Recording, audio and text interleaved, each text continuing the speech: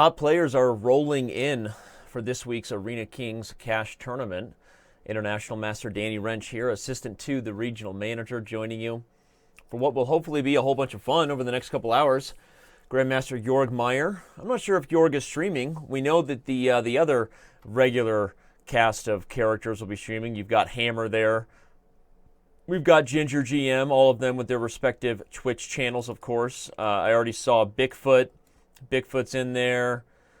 We've got Blitzstream was in there. I wonder if he dropped out. But we've got 122 players sitting and waiting for the next 30 seconds for when the show begins. Hi, everybody. Pretty excited to be back. Just hosted Title Tuesday. What's going on here? I need to pull myself together. Guess who has coffee today? Nah? Right? Guess who's excited to be hanging with all of you? Me. My friends are in there. Thanks for being here. Shout out to New Jersey, Greg, NJ Greg. I know that guy. Hey, I know that guy.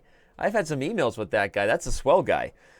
Shout out to premium members hanging out in the Chess TV chat, Chess Torin. We got a whole bunch of Elior, Big Boss. Anyway, pretty excited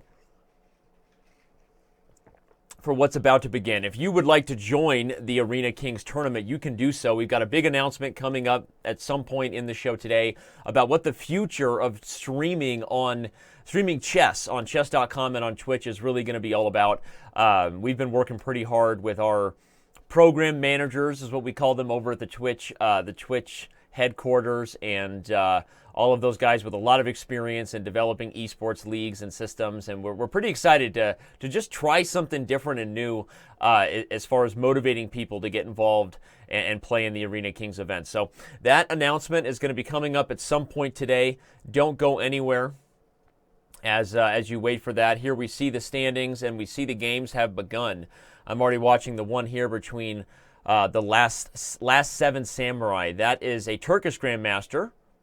If I know my usernames correctly, yes, Samil Ali Marandi, Turkish Grandmaster.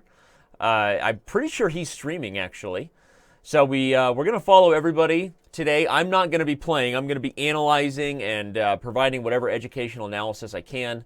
Of course, we have Grandmaster Ginger GM here taking on Takeshi Chess. You can see the ranking for everybody when they start the event is number one, right? Doesn't that feel good, right? It's like a participation ribbon. When the event starts, you're all number one.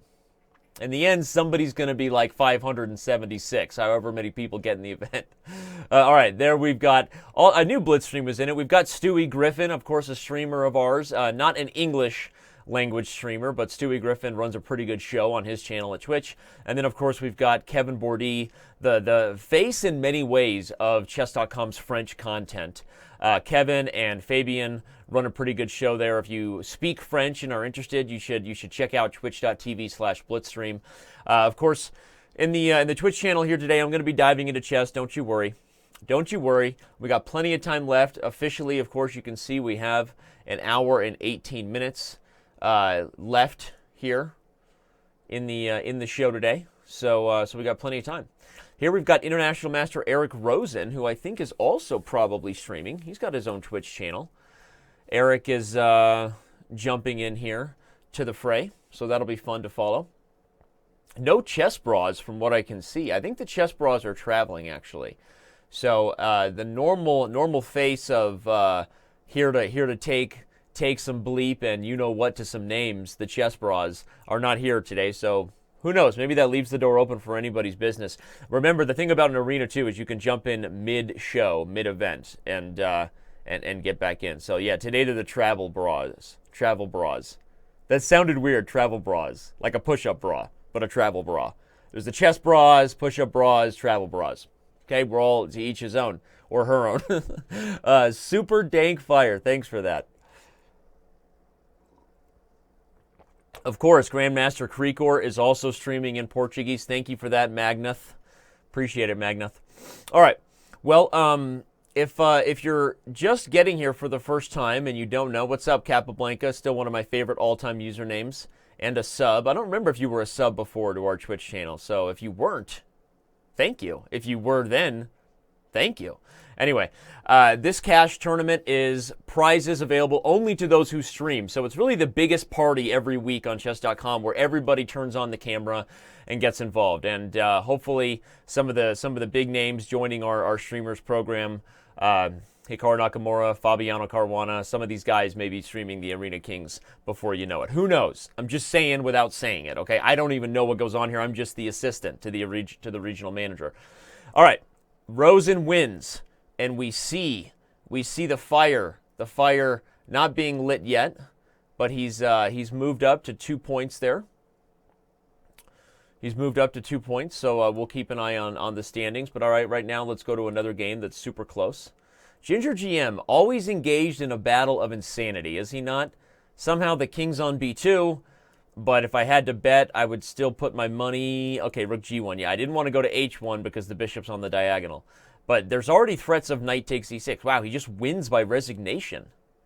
So that could partly be arena strategy, right? This guy, Takeshi Chess, not interested in continuing to lose against Grandmaster Simon Williams, throws in the towel, and says he'll take his chances the next time. Probably the one we should be focusing on is right here, right? This is the currently the only battle between streamers I think I can see, right? We've got national / FIDE master, roughly strength person Kevin Bourdie, and then we've got Stewie Griffin bringing the pain right there. Nice. That's a checkmate. Love catching those things on camera. All right. Pretty cool. Okay, here we go. This is a fun one. Again, I don't know that Georg is streaming. Georg is a longtime fan of everythingchess.com. You are, Georg. Come on. But Georg is actually going to be one of the players in one of our new knockout events coming up in June. We got to announce that soon, too. Yeah, Georg is going to be trying to qualify his way back into the 2018 Speed Chess Championship. So he'll have his work cut out for him in June. I'm not going to reveal the whole field for you right now, but maybe he's feeling frisky after accepting our invitation this week and wanting to get involved. So, shout out to everybody just joining us. UNC07, what's up? Jackie the Swede, what's up? Love you. Jackie the Swede is quickly becoming one of my favorite chatters / members. I don't even know why. I mean, I do know why, because I love you. That's why. That's why you're becoming one of my favorite chatters / members. But I wanted you to know that. You know, I just wanted you to know that. That's all. You know, I'm not going to get crazy here. We're not going to start pulling a you complete me or anything. But, you know. But I like you, Jackie. I like you like you. Like more than a friend. You know what I'm saying? I like you like someone who, while he hasn't currently subscribed to our Twitch channel, will likely do so. I like you like that, if you know what I mean. So yeah. Anyway.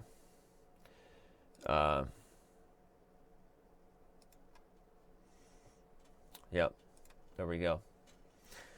The NJ Greg. Awesome. All right, well, we're going to keep an eye on the standings, I think, for the most part. I've also got an analysis board up and ready, but we see Hammer there. We see Ginger GM.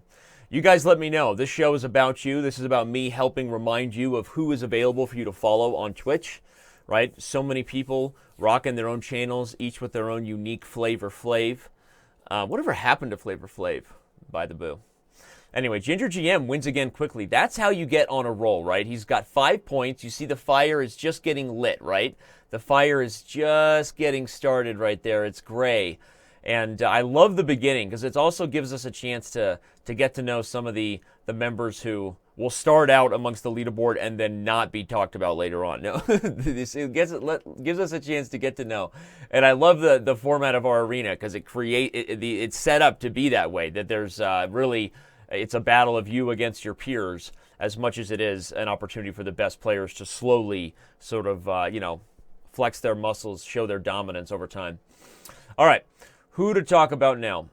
Let's stick here with this game between Meier and Rosen. It's probably the strongest battle going on. So, does Rosen have a chance against the legendary German Grandmaster?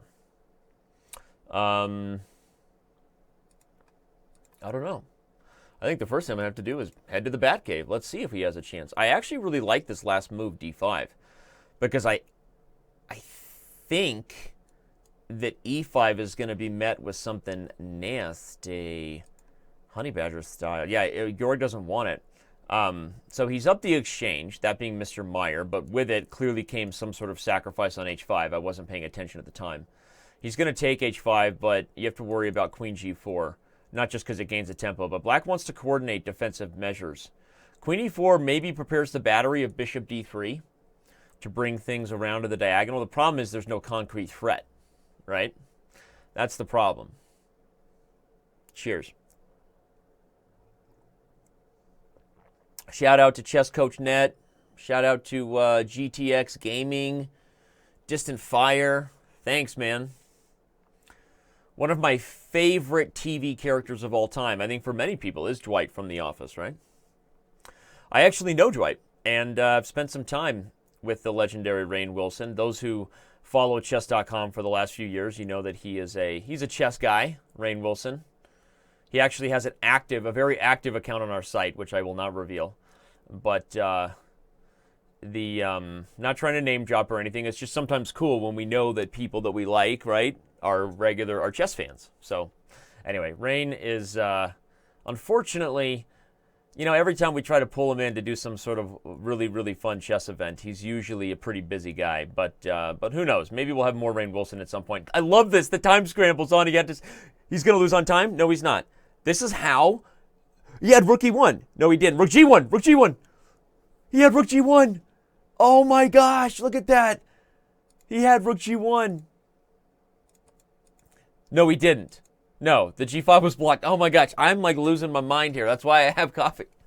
This is why this format is so much fun, right? Because the sudden death leads to this type of finish, right? Where, I think I think this is just a me thing, right? Because I know that a lot of other regular streamers will bring up another game as I go on my rant. Oh, looks like Blitzstream is bringing the pain here to Hakai Blue.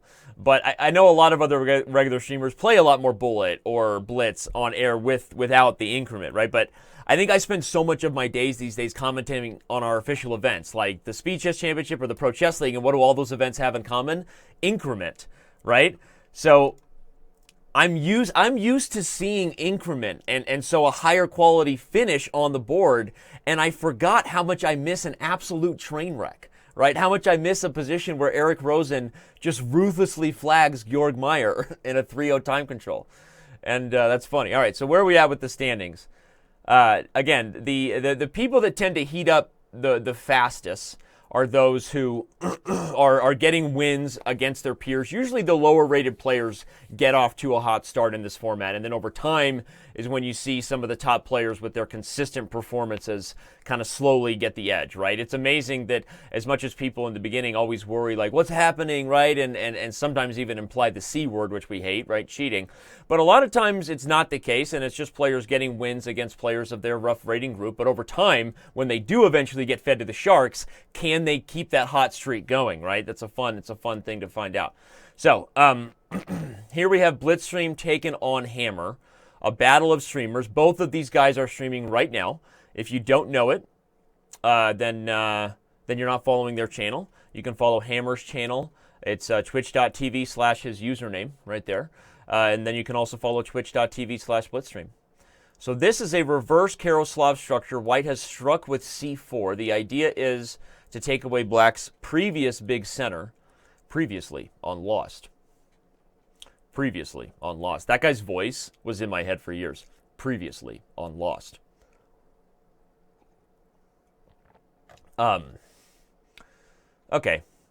Again, this is another reason why it's tough, because our system, our arena, I know that other sites have different types of arena formats, that favor just the results in the standings, whatever. Our system is designed more to provide a fun, competitively balanced experience where it favors in many ways rating over the standings. And so in the beginning, you get these situations where titled players are going at it, and naturally it's going to be harder for them to just rack up a whole bunch of wins, right? But over time is when you see them do that. So at first, I think this is a tough matchup, right, for Hammer and Blitzstream, because you know, this is whoever wins this game is probably going to take like another few minutes, and and what they really want to do is just start busting people's heads. So, but that makes it really interesting right away because we've got some tough games between high-rated players. All right, this one's kind of getting boring for me. Who else do we got? We got Fabian AZ, a 1900 player who looks like he's about to go down to Rosen. Rosen is coming in a good spot. What has Rosen already done, everybody? He beat Georg Meier, right? That was really his big test. And now, because he's slightly lower rated compared to some of the GMs, he gets paired down here. What in the world just happened there? He gets paired down against this 1900. But why in the world did he just sacrifice the exchange here? I don't think that was right. Take F2, bro. Huh. That's a strange decision to me. I'm not going to lie. Don't understand why Rosen did that. Okay. Oops, I'm not following the right board. LOL. I'm on the analysis board. My bad. My bad. Sorry, talking about this one. I was talking about this position right here just to show you. Rosen was on the grind and gave up the exchange for some reason. So, okay. I'll try not to do that. I got a lot of different elements going on here. So I'm going to try, maybe just try to keep things focused for the most part on the main board here. Diving into analysis only when we really, really need to. So, all right. LOL. LOL. Thanks for that, Infinite Potato. You heard the pilot episode of Lost was the most expensive pilot ever or the most expensive episode of Lost ever? I would believe either one. I'm just curious. Super, super dank fire. I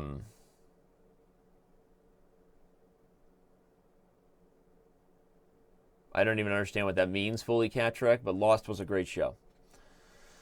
Yeah, Rosen got himself in trouble in this one. Surprised how this one was handled, to be totally honest. He's playing quickly, so his best chance right now is based on the fact that his opponent, with very little time on the clock, is he taking F7? All right, time to calculate who gets a queen. Both sides are getting queens. Oh, he moved his king to F6. Oh my gosh, a horrible blunder. No reason to do that. Putting the king on F6 allowed black to queen with check. Now, what's awkward about the position is it's actually still a little tricky for black. Okay, now it's not. Rosen gets the queen in front of the pawn, and the game is over. But wowzers, was that awkward. Look at this one, everybody. In this position, white is in complete control. And again, never underestimate the queening square, right? He puts the king on F6. The only thing that blew this endgame for white is that black promoted with check, right? Always be aware of those girls, right? Where are they joining the board there? You can't forget that. Either king F7, king H7, any of those ones would have been better. All right, and that one is over. Right there atop the standings, International Master Rosen, after kind of getting a gift there, is still amongst the leaderboard. One of the only title players riding a 3-game winning streak right now. His hot streak is heating up. So, Atomic Player, welcome to the chat.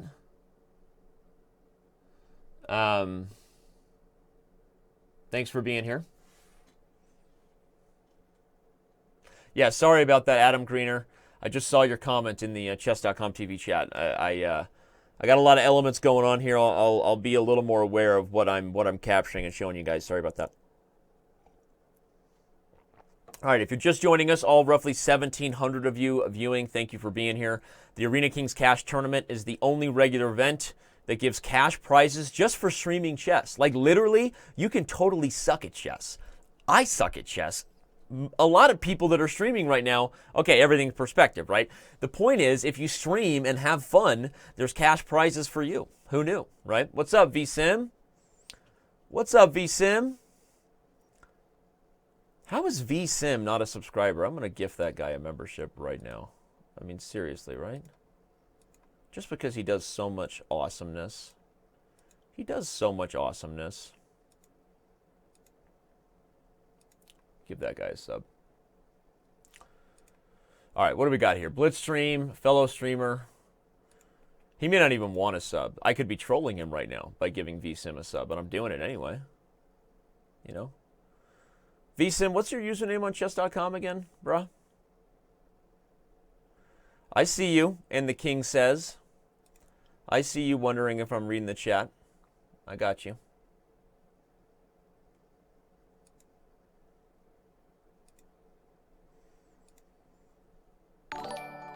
All right. Thank you, Daniel Rensch, for gifting that sub to VSim. Oh, you're welcome. You're welcome, Daniel. Appreciate it.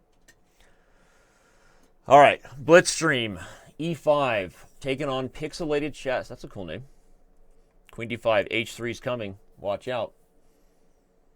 King E7, E takes F6 likely. Okay, even with winning the rook, though, I think H3 is a very strong move here, because after takes, he has King E... Oh, no, that allows queen trade. Huge blunder. King E8 was more unclear. Now, okay, I'm not sure that Black was winning. I'm not claiming, but I think that Mr. Blitzstream had more of his work cut out for him there. But all right, looks like he will take this one home. Let's keep an eye out on the battle between Eric Rosen and Chill Crody 777 right there at the top as well. These are a couple of guys fighting near the top of the standings. You can see Chill Crody right here, tied for third. Eric Rosen not listed in the top there, but right there tied for eighth. So this is a battle that has implications on the top standings. Rosen down the exchange, but with some compensation. We already see that one person, Nonsense Zero, has gotten his winning streak up to 5. The fire is real. Okay, rook d6 check, probably a little better than my first suggestion, but really I think bishop b6 should be the move that follows. Yeah, very good. This is the right move from Eric. Put the bishop on b6, now go take d5, let him take a7 and just win the rook ending. That's what Eric's going to do. Okay, several ways to win now. You can activate the king if you're into that kind of thing. Looks like he is. And I would have gone to e3 because now rook d2 is a little irritating. Yeah. King e3 would have been better. Just give up the h-pawn. The only way you can blow these endgames, you got to be careful not to get greedy or to get too overprotective about what pawns matter. Because now, look, now he's actually losing both pawns for these pawns, which is a much worse duo than Rosen had earlier. Now, he's still winning, right? You've got a couple of passed pawns, and even though there is always the potential of a theoretical draw when the f and h pawns are split, it's like a split in bowling, right? Less than ideal. There's always the potential for a draw, but as long as this king is not in front, namely on the g file, then white should still be pretty easily winning here. But Rosen did not help himself. Rosen did not help himself. As he finishes the job, I actually am going to show you guys on the analysis, because part of the reason we do this official coverage is to provide for you instructive moments. So as you watch Eric, oh, he let the king in front. It's no longer winning anymore. Whoa. Okay, I'm gonna go to the live position in the analysis board. No, this isn't winning. Everybody, as long as black understands, keep the king on the short side, keep the rook always with the potential to come to the long side. This is not a winning endgame anymore, and if you add the fact that Eric only has 16 seconds, he blew this one big time. He blew it, and you know what I mean. Big time blow. Okay, now he gets the win. Black made the mistake of getting the king too far. Now it's a bridge position. Okay, check on h2, and king g8 was the easiest. He figures it out now. Play king g8, Eric. Come on, bro. What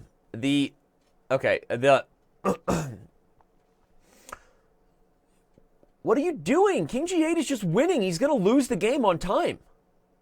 Is he just like forgetting that king g8 is winning on the spot? He's lost his mind. He thinks all he can do is win with the bridge, and he doesn't remember that he can just win. Check and king g8 is over, everybody. King g8. I'm just going to show it because I can't take it anymore. King g8 is over.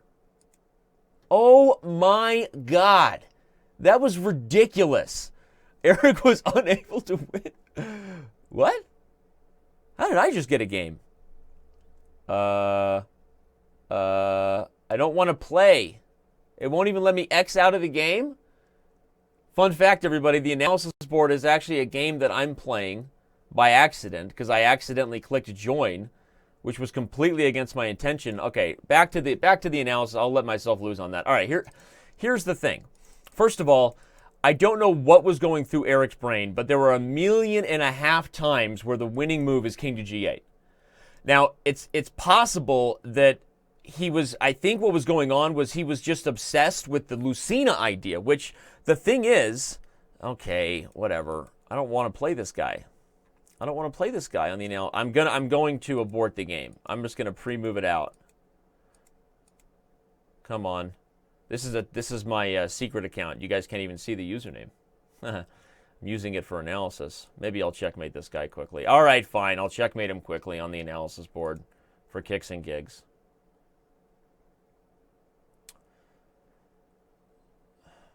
I'm here to do analysis, and I'm so mind blown right now by Eric's inability to win that game. I'm sorry, but it's true. There was like zero excuses for that. Here's the thing about those end games is that the whole purpose of the Lucina is so that you can slide the king away from the pawn without being checked. So yes, the Lucina position, the main one we think about, where the king walks out and the rook operates as the bridge, is the one that you normally have to use. But when you have a position like Eric did, there was no reason to be obsessed with that one winning path. And with no time on the clock, Eric just lost his mind and completely forgot that there were 1.5 million ways to skin that particular cat. I'm gonna pull it up in the archive. I am Rosen. I'll make a move here. Pulling it up. So again, this is the analysis board I'm talking about. We see Eric trying to bounce back after dropping that draw. But again, the reason you learn the Lucina, okay, here's the Lucina idea. Let me just show it in this sense. Like, okay, if you have the ability, okay, here's the Lucina idea. If you have the ability to get the open file so that your king can't be checked and then walk the king out, that's one way that you use the Lucina. The rook is operating as a bridge. But if you have the ability to just put your king, okay, if you have the ability to just put your king out, that's the whole goal anyway. So the shortcut was already on the table. And then Kai Blue just took Eric down over there. Wow, Eric is struggling. So anyway, I'm not trying to belabor the point, but I was just like mind blown that this went on. This went on for like, I mean, as of right here, move 79 to move 100. This went on for 21 moves where White was just winning on the spot with king to g8 and didn't find it. So it's just shocking. All right, I'll let it go. I'll finish my own game here. We'll take down this guy here, and then we'll rejoin the fold. We're all somebody's assistant, Palestine Strong. That sounded like ominous. We're all somebody's assistant. Everybody serves some master. Everybody serves someone, young man. Are you ready for the chance of a lifetime competing in the Arena Kings for the first time while also doing commentary? International Master Daniel Rensch, assistant to the regional manager. One man. All right, how do I beat this guy quickly? Because this is not what I came to do. All right, Eric over there. Who else do we got playing? We've got Grandmaster Hammer taking on Ginger Jam. We might go join this one, although it looks like Ginger's actually up the exchange against Hammer. Wowzers. All right, we will definitely keep an eye on that one. But first things first here. Your old Uncle Sasha has to take care of business against this guy. I get a very nice attack. The main reason I'm playing here... Wait, this is my test account. I don't even care if I lose rank points. You know what? I'm just going to give this guy a gift and just resign. I just resigned. Get this guy's arena party started, shall we? In the meantime, I'm going to flip the script back over here to the standings and do what I came to do for all of you. Grandmaster Mirandi, the Turkish Grandmaster, who I'm pretty sure is streaming, is on a winning streak of 6 there at the top, as you can see. Hammer is right there, though. You know, of all the top players who really seems to have embraced that he's going to try to do what he can to win this Arena Kings event, consistently. Hammer is right there. Robert Hess has played in a lot. Obviously, we've seen the chess bras sort of split duties. But Hammer and Hess have really been there, and he's currently riding a winning streak of 5. But I think Hammer's going down in this game right now. He's black against Ginger GM, as you can see. He's down the exchange. I guess he's got more pawns than I thought. But Simon shouldn't lose this game. And add that to the fact that when you're under time pressure, the rook is so much preferred in these endgames. It just like the practical tip. It's like having a queen versus 2 rooks in Bullet 2, where like normally you would take the 2 rooks, but the queen is just such an easier piece to play, right? It takes real skill to coordinate and to use the 2 pawns with the bishop to make sure that you can be on par with the rook is a harder thing to do. And just watch the time and you'll see that that's true. You know, this is a harder position to play black. So I'm predicting that somehow Ginger GM wins this game. That he flags him or what, knowing that it's 3-0. We'll see if I'm right or wrong. But especially after that move. Now there's no way that Hammer is getting a win. Maybe he draws now, but he's already given up 1 pawn. And again, that's how these things go. The rook is just so much better in the time scramble. The bishop has really done well here, though, right? Guarding some of the awkwardness. I wonder if Simon almost mouse slipped. Don't play b4. King c4 now. We have mating nets. The bishop guard a7. The bishop guarded a7. Okay, but nobody should have played was rook b8. Rook b8 first, b2, rook a8 mate. That's what he had. That would have been nasty. All right, but Simon's going to win anyway. And again, this is why positional exchange sacrifices, even if you get 2 pawns for it. I mean, I'm not one to give Hammer advice, but not the best approach here in this practical arena. Down the rook. Although, look at him pre-moving his way. Look at him pre-moving. Come on, Simon, do something. e4. Oh, he just gives him the draw. That's a classy move there. Big draw there for Hammer. I mean, Simon didn't have to do that, right? If Simon moves king g3, even with the check and the king moves, he still has the rook on the board. I'm going to guess he might be able to flag him, but okay. Classy move there. We see that atop the standings, Hammer remains. Ginger GM, after that draw, still fighting to get back into the top 25, actually. Okay. Look at this, the chess couch. I was just on the chess couch, getting my therapy on, and I see a blunder right as I say I'm on the chess couch, because knight e7 check. Eric.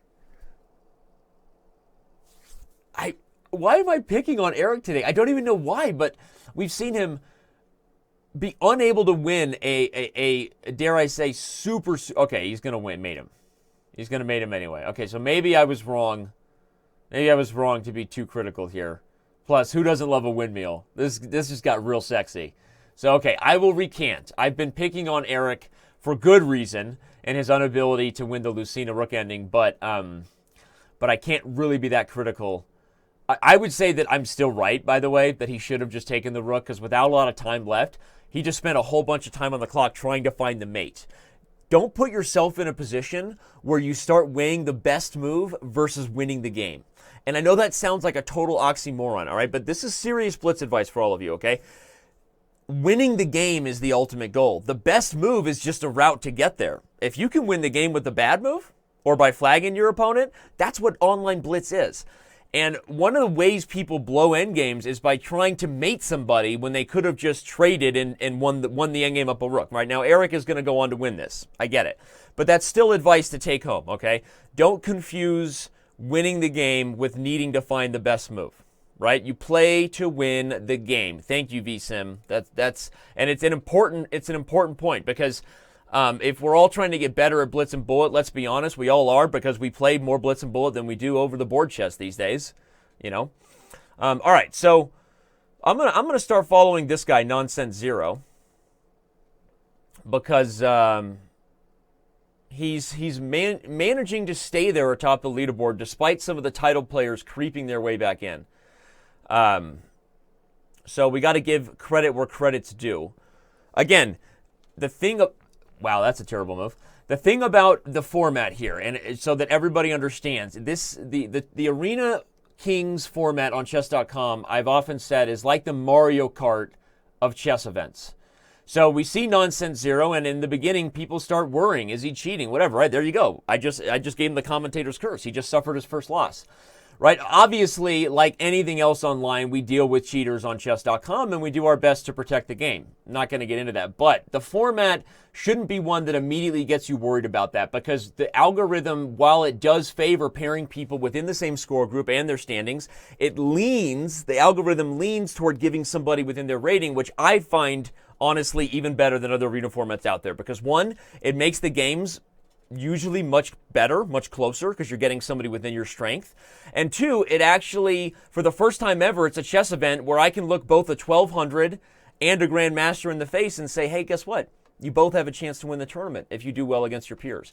Over time, the stronger players do tend to win more of these because titled players are better at chess than 1200s. I don't know if you got the memo, right? I sent it out last week, But anyway, so just remember that, and that was interesting. So I'm sorry that I just cursed you, Nonsense Zero, but I did. Atomic Player. I guess we've never met. Hi, I'm Danny.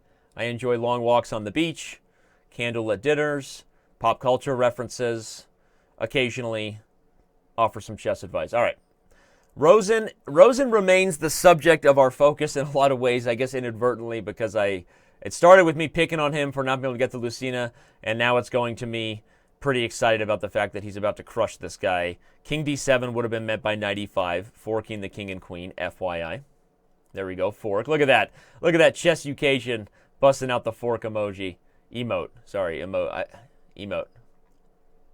Look at the Last Samurai.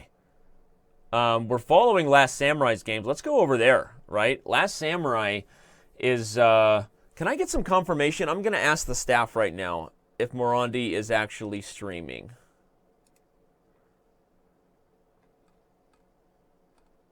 I just want to ask the staff.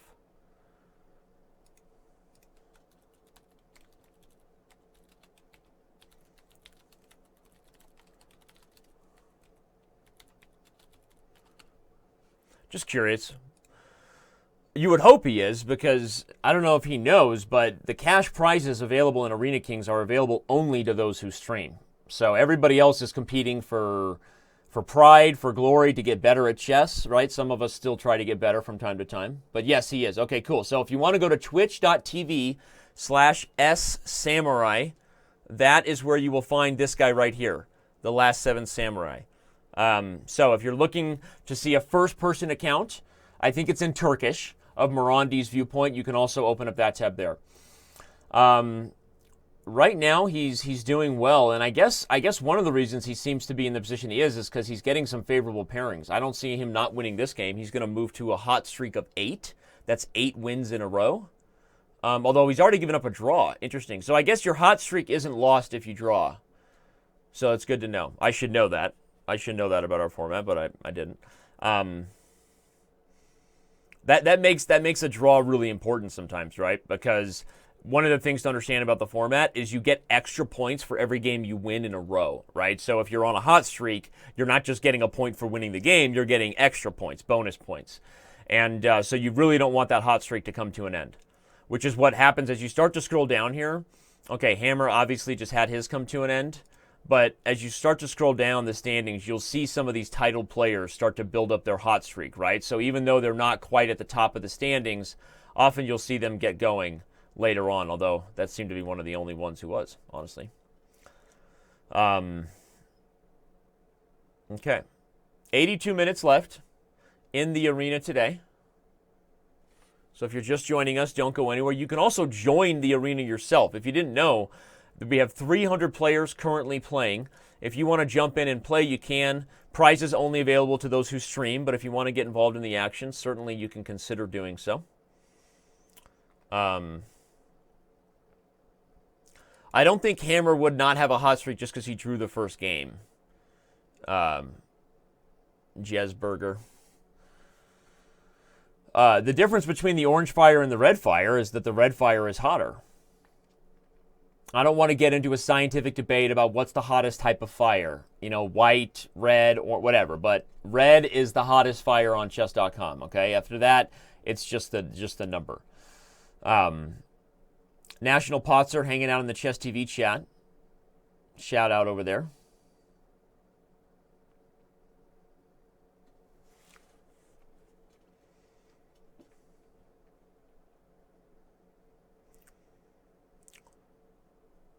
Tanuki on the Chess TV chat wants to know what flagging is. New to Chess Speak. Flagging is when you beat somebody on time. You flag somebody, or somebody flags. Okay, Samurai is on a roll. All right, getting good pairings. At some point, Samurai is going to get paired off against either Hammer or Meier. One of these guys is going to work their way back in. We still got 80 minutes of high-quality chess left here, everybody. So that's going to be something to watch. All right, Eric Rosen, again, getting fed to another top title player. Here playing Grandmaster Krikor, who also streams to his own channel in Portuguese. Although Krikor does some English streams from time to time. So if you're wondering another channel on Twitch you can follow, What a Grandmaster Thinks, follow GM Krikor's channel. He is streaming chess right now. And he looks like he's also about to stream some crazy mating nets. Bring the queen to h4. And then the way you do this one, everybody, is you lead the way with the bishop. If you bring the queen in first... Sorry, if you bring the queen into h6 first, the bishop's going to come back to f8 and kick you out. But actually, that looks really rough. I don't even know how Eric's going to deal with the h-file. So this whole idea the instructive idea I was going to show you, which I can still do for those who are here to learn and not just have a good time. Either way, I'm cool with it. On the analysis board, one idea to keep in mind if you're launching one of these mating nets on the dark squares is if you lead with the bishop, you can get a scenario where the queen comes in next, okay, to follow it. And the idea would be, okay, if black just sits tight, all right, and we just do this. The point is, eventually when the queen comes to h6, not only is there no bishop f8, but now a rook lift is just unstoppable because there's no move h5, which we've actually seen Eric has just played on the live board, right? We see h5 over here. So that would have been another way to conduct the attack, and leading with the bishop is something just to keep in mind for those who are making note of that. Kind of a cool little net. But here I think that Eric is already having enough problems, not only with the idea of sacking on h5, yeah, which I guess that's what Krikor is going to do, because I think the rook lift that follows is just over. But Eric put the queen there to sacrifice. I wonder if that was a little impatient by Krikor, I'm not going to lie. Because the other option, again, to go back to the analysis board, the other option for Krikor was actually just to play g4. And I don't know that black was going anywhere, right? I don't know that black was going anywhere. Because now, very difficult to stop you from taking with the pawn and then opening up the h-file. So, okay.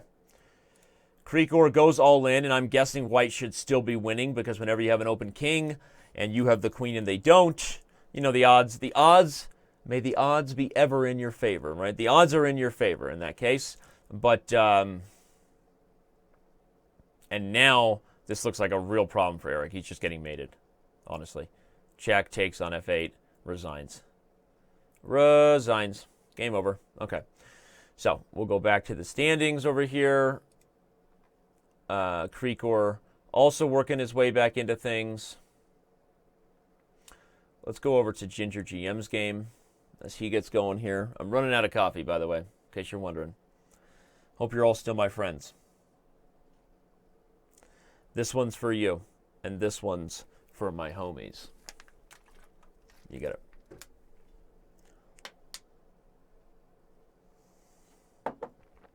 Knight to d5. Ginger GM has played okay today, right? We saw him play okay against Hammer, although ultimately a draw. He's going to win this one mainly because of time, right? It's just a matter of time before white flags. But the standings are starting to get heated for me. I'm starting to like what I'm seeing. I see Meier, I see Hammer, I see Blitzstream, I see some of these title players working their way back up, right? Climbing the old ladder, right? It's like, oh yeah, right, I'm in it. Isn't it real high up there? No, it's not, right? Just keep climbing. Isn't it? You're like 2 steps away from the top, right?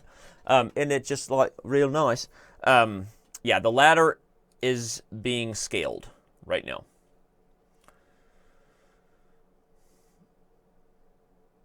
Interesting, Jackie, the Swede. I don't know a lot about Krikor's style. So I don't know that I'm the most qualified person to commentate on whether Grandmaster Krikor plays a form of boring chess or not. Obviously, that last game was not that boring, as you said so yourself. He won with a pretty nice mating attack. So okay, but what I'll comment about that topic is that, wow, Last Samurai just takes a draw against Blitzstream. That's an interesting match strategy, an arena strategy, right?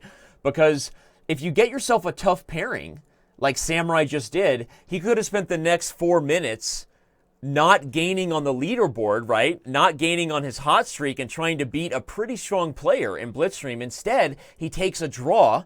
He maintains his hot streak by not breaking it, and then he instantly gets paired with the next person, who in this case is actually also a pretty good player. But the point is that might not be a bad strategy to consider if you're one of the top players in the arena. I'm making notes because I might be playing in the new arena format that's coming regularly, and as we continue to kind of have our guest host come in here, provide the official event commentary for all of you, I might be trying my hand to play and see if I can make it to our Streamers Championship. What's that, Danny? Is it time to make the announcement? Let's make the announcement for the first time, and we'll come back to it. So, if you're not on the homepage of chess.com right now, then you haven't seen that the big announcement being revealed today is that starting in May, it's May right now, actually starting May 14th, our Streamers Championship will become a seasonal thing. Players competing in the Arena Kings can stream their games and then ultimately earn the right to play in the final event with more than $15,000 in cash prizes. Currently kind of ugly. We're going to be updating it. But the basic idea is that all the events you're following will be about much more than just the event that's going on itself. Okay? They will be about the points that all of these players are earning to qualify themselves into the climax event of every season. So I'll get back to the games here in just a second. We have a full hour. Please don't go anywhere. But if you've ever considered streaming, now's the time, right? This event is going to have 2 Arena Kings every week. Currently, we've just had this one event every Wednesday at 12. But once this starts on May 14th, there'll be a Bullet Arena Kings tournament on Monday and a Blitz Arena Kings tournament on Wednesday, just like it is now. Both of those events will earn people points, okay, so that they can get into the championship, which the championship itself has more than $5,000 in cash prizes, and it's going to be pretty sweet. So anyway, that's something that we're doing for kicks and gigs for those that are into it. And it starts on May 14th. So this is the first time we've talked about it. It's something we've been working on a little while. We actually already did it. We've been running the system in the background of the first season of this Arena Kings, the first few months, and we know who would have won that first season. Maybe at some point I'll tell you. But it was a Grandmaster based on his consistent play. And even though they didn't know, we wanted to test this system out to see if having some sort of Grand Prix format would work. And I think we figured out some of the tweaks we'd like to make, but overall we're pretty excited about what's coming. And there you have it. So right now you're looking at the standings of this event, but pretty soon we will also have standings that we update you on every show for the overall season and who's qualifying their way into the Streamers Championship. So we're pretty excited about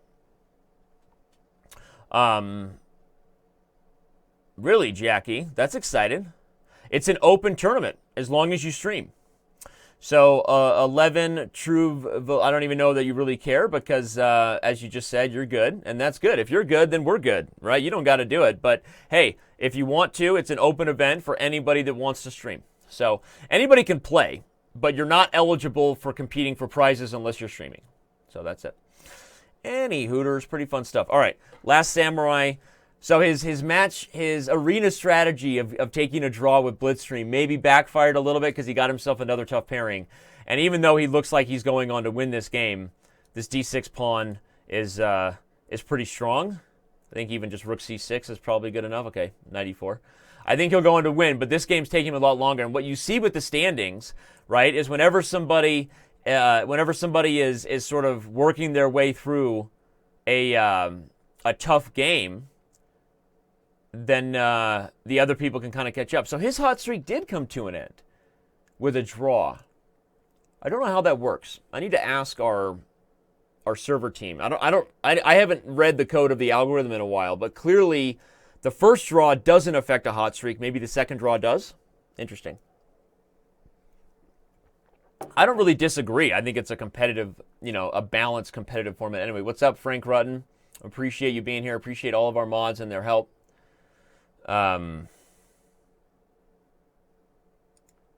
You don't have to be good at chess, or frankly, even at streaming to give it a try.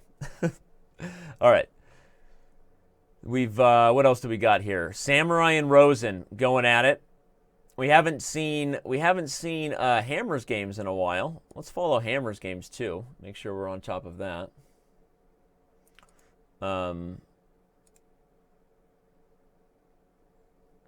Okay, but right now we've got Rosen taking on the Samurai. So this is a big one. This is a big game. Rosen with an edge right now. Strong knight on e5. Strong knight on e5.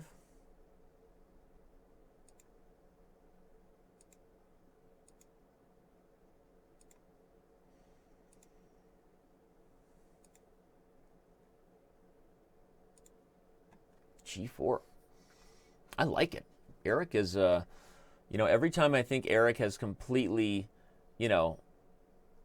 just completely fallen apart, he does something like this and completely redeems himself.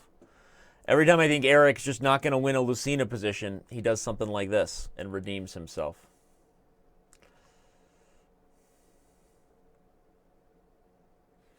He's launching an attack. I like it. You stretch out my knee. Sitting down, streaming. I don't know how people do it. Cackles. Rekharovka. D5's falling. That's nice. It's actually good technique right there. If he had taken on D5 at the end of the trade, Black would have had Bishop E6 and maybe been able to take this pawn. So in this approach by Eric, he actually transitions into the endgame and keeps the extra pawn. Right, not allowing Black that skewer at the end of the line, so that's nice. Brings the rook to d1, looking to simplify. This should be a winning endgame for White, I think. Despite the fact that it's a rook ending and all the thoughts about it, I wonder if f4 was the move there. Ooh, he might have missed f4, putting a clamp a damp over here on Black's kingside pawns. All right, so using your 3-on-2 majority, this is on the top of White's priority list. I think a5, all right, makes sense. At some point here, you want to get the full gauntlet of pawns rolling, right? That's c-pawn. She's got big dreams. She wants to grow up to a full-grown lady. Whenever you have a pawn without an enemy pawn on the same open file, that pawn is known as a pretender if you speak Hans Kamak, pawn power in chess. That pretender wants to become a real boy, Pinocchio. Play c4. Where's the hesitation? I think c4 makes sense. Standings there. Look at Hammer. We haven't followed the last couple of games of his, but look at that hot streak. He's up to 4, right? That fire is burning orange. Don't know that I understand Eric's approach, because now, okay, he played king g4, but even g4 by Samurai to try to get this past pawn has also made sense. So I don't understand why king e2 was necessary there, to be honest. Now c5. If Eric is unable to win this rook ending, he and I are going to have a talk. We might have to have a rook ending lesson show. International master on international master education. Because right now, I mean, obviously, look, he played king e2, and now he's going back to f3. No matter what, one of those wasn't right. I was obviously already critical. It just doesn't. Eric is not executing on his biggest advantage, which is the majority, and he should have been doing it far more aggressively than he has been. Okay, now after rook f8, he'll try to come back, but the problem is rook to b8. I don't know that he's made a ton of progress. Although rook b8, maybe then rook f7. Okay, so again, White should still win, like I said. If Eric doesn't win this, we have problems, but I think he should still win this. He's also up on time. Ooh, you're going to allow g4. Okay, interesting. I guess after rook f8, you're going to play rook to h7. Okay. Still not so sure I'm happy about that. I would have brought the rook back here while Black was still completely pinned down to the analysis board to show you my idea. While black is completely pinned down and all of white's pawns are protected, this is your opportunity to just be insanely patient. Play the move rook h7, force him back here. Now you can choose between rook f7 and picking up the pawns, or even rook to d7 with the idea of possibly creating some counterplay here. I don't know. But it looks like Eric is still going to find a way to win this, just barely, if he knows his rook endings. But as we said, he didn't before. Okay, he does. All right. So Eric goes on to win. All is forgiven. But that was a little closer than I thought it was going to be. Okay. Who do we got now? Let's check in on Hammer. Hammer has worked his way back into the leaderboard, and as we click on the game, he moves his hot streak to 5, up to second place with 35 total points, creeping up toward the last samurai. You know what we want? We want that battle. We want the battle of samurai versus Hammer. But instead, we actually now immediately get the battle of Hammer versus Krikor. This is Grandmaster on Grandmaster and Streamer on Streamer action, actually. So this is a fun one to follow. Again, if you're just joining us, you can follow pretty much everybody that you see playing. If you search chess in the directory, you should look at all of those channels. Pretty much everybody streaming chess right now is playing on chess.com in the Arena Kings. You can follow their channel and give them your support if you're into chess. So thanks for being here, everybody.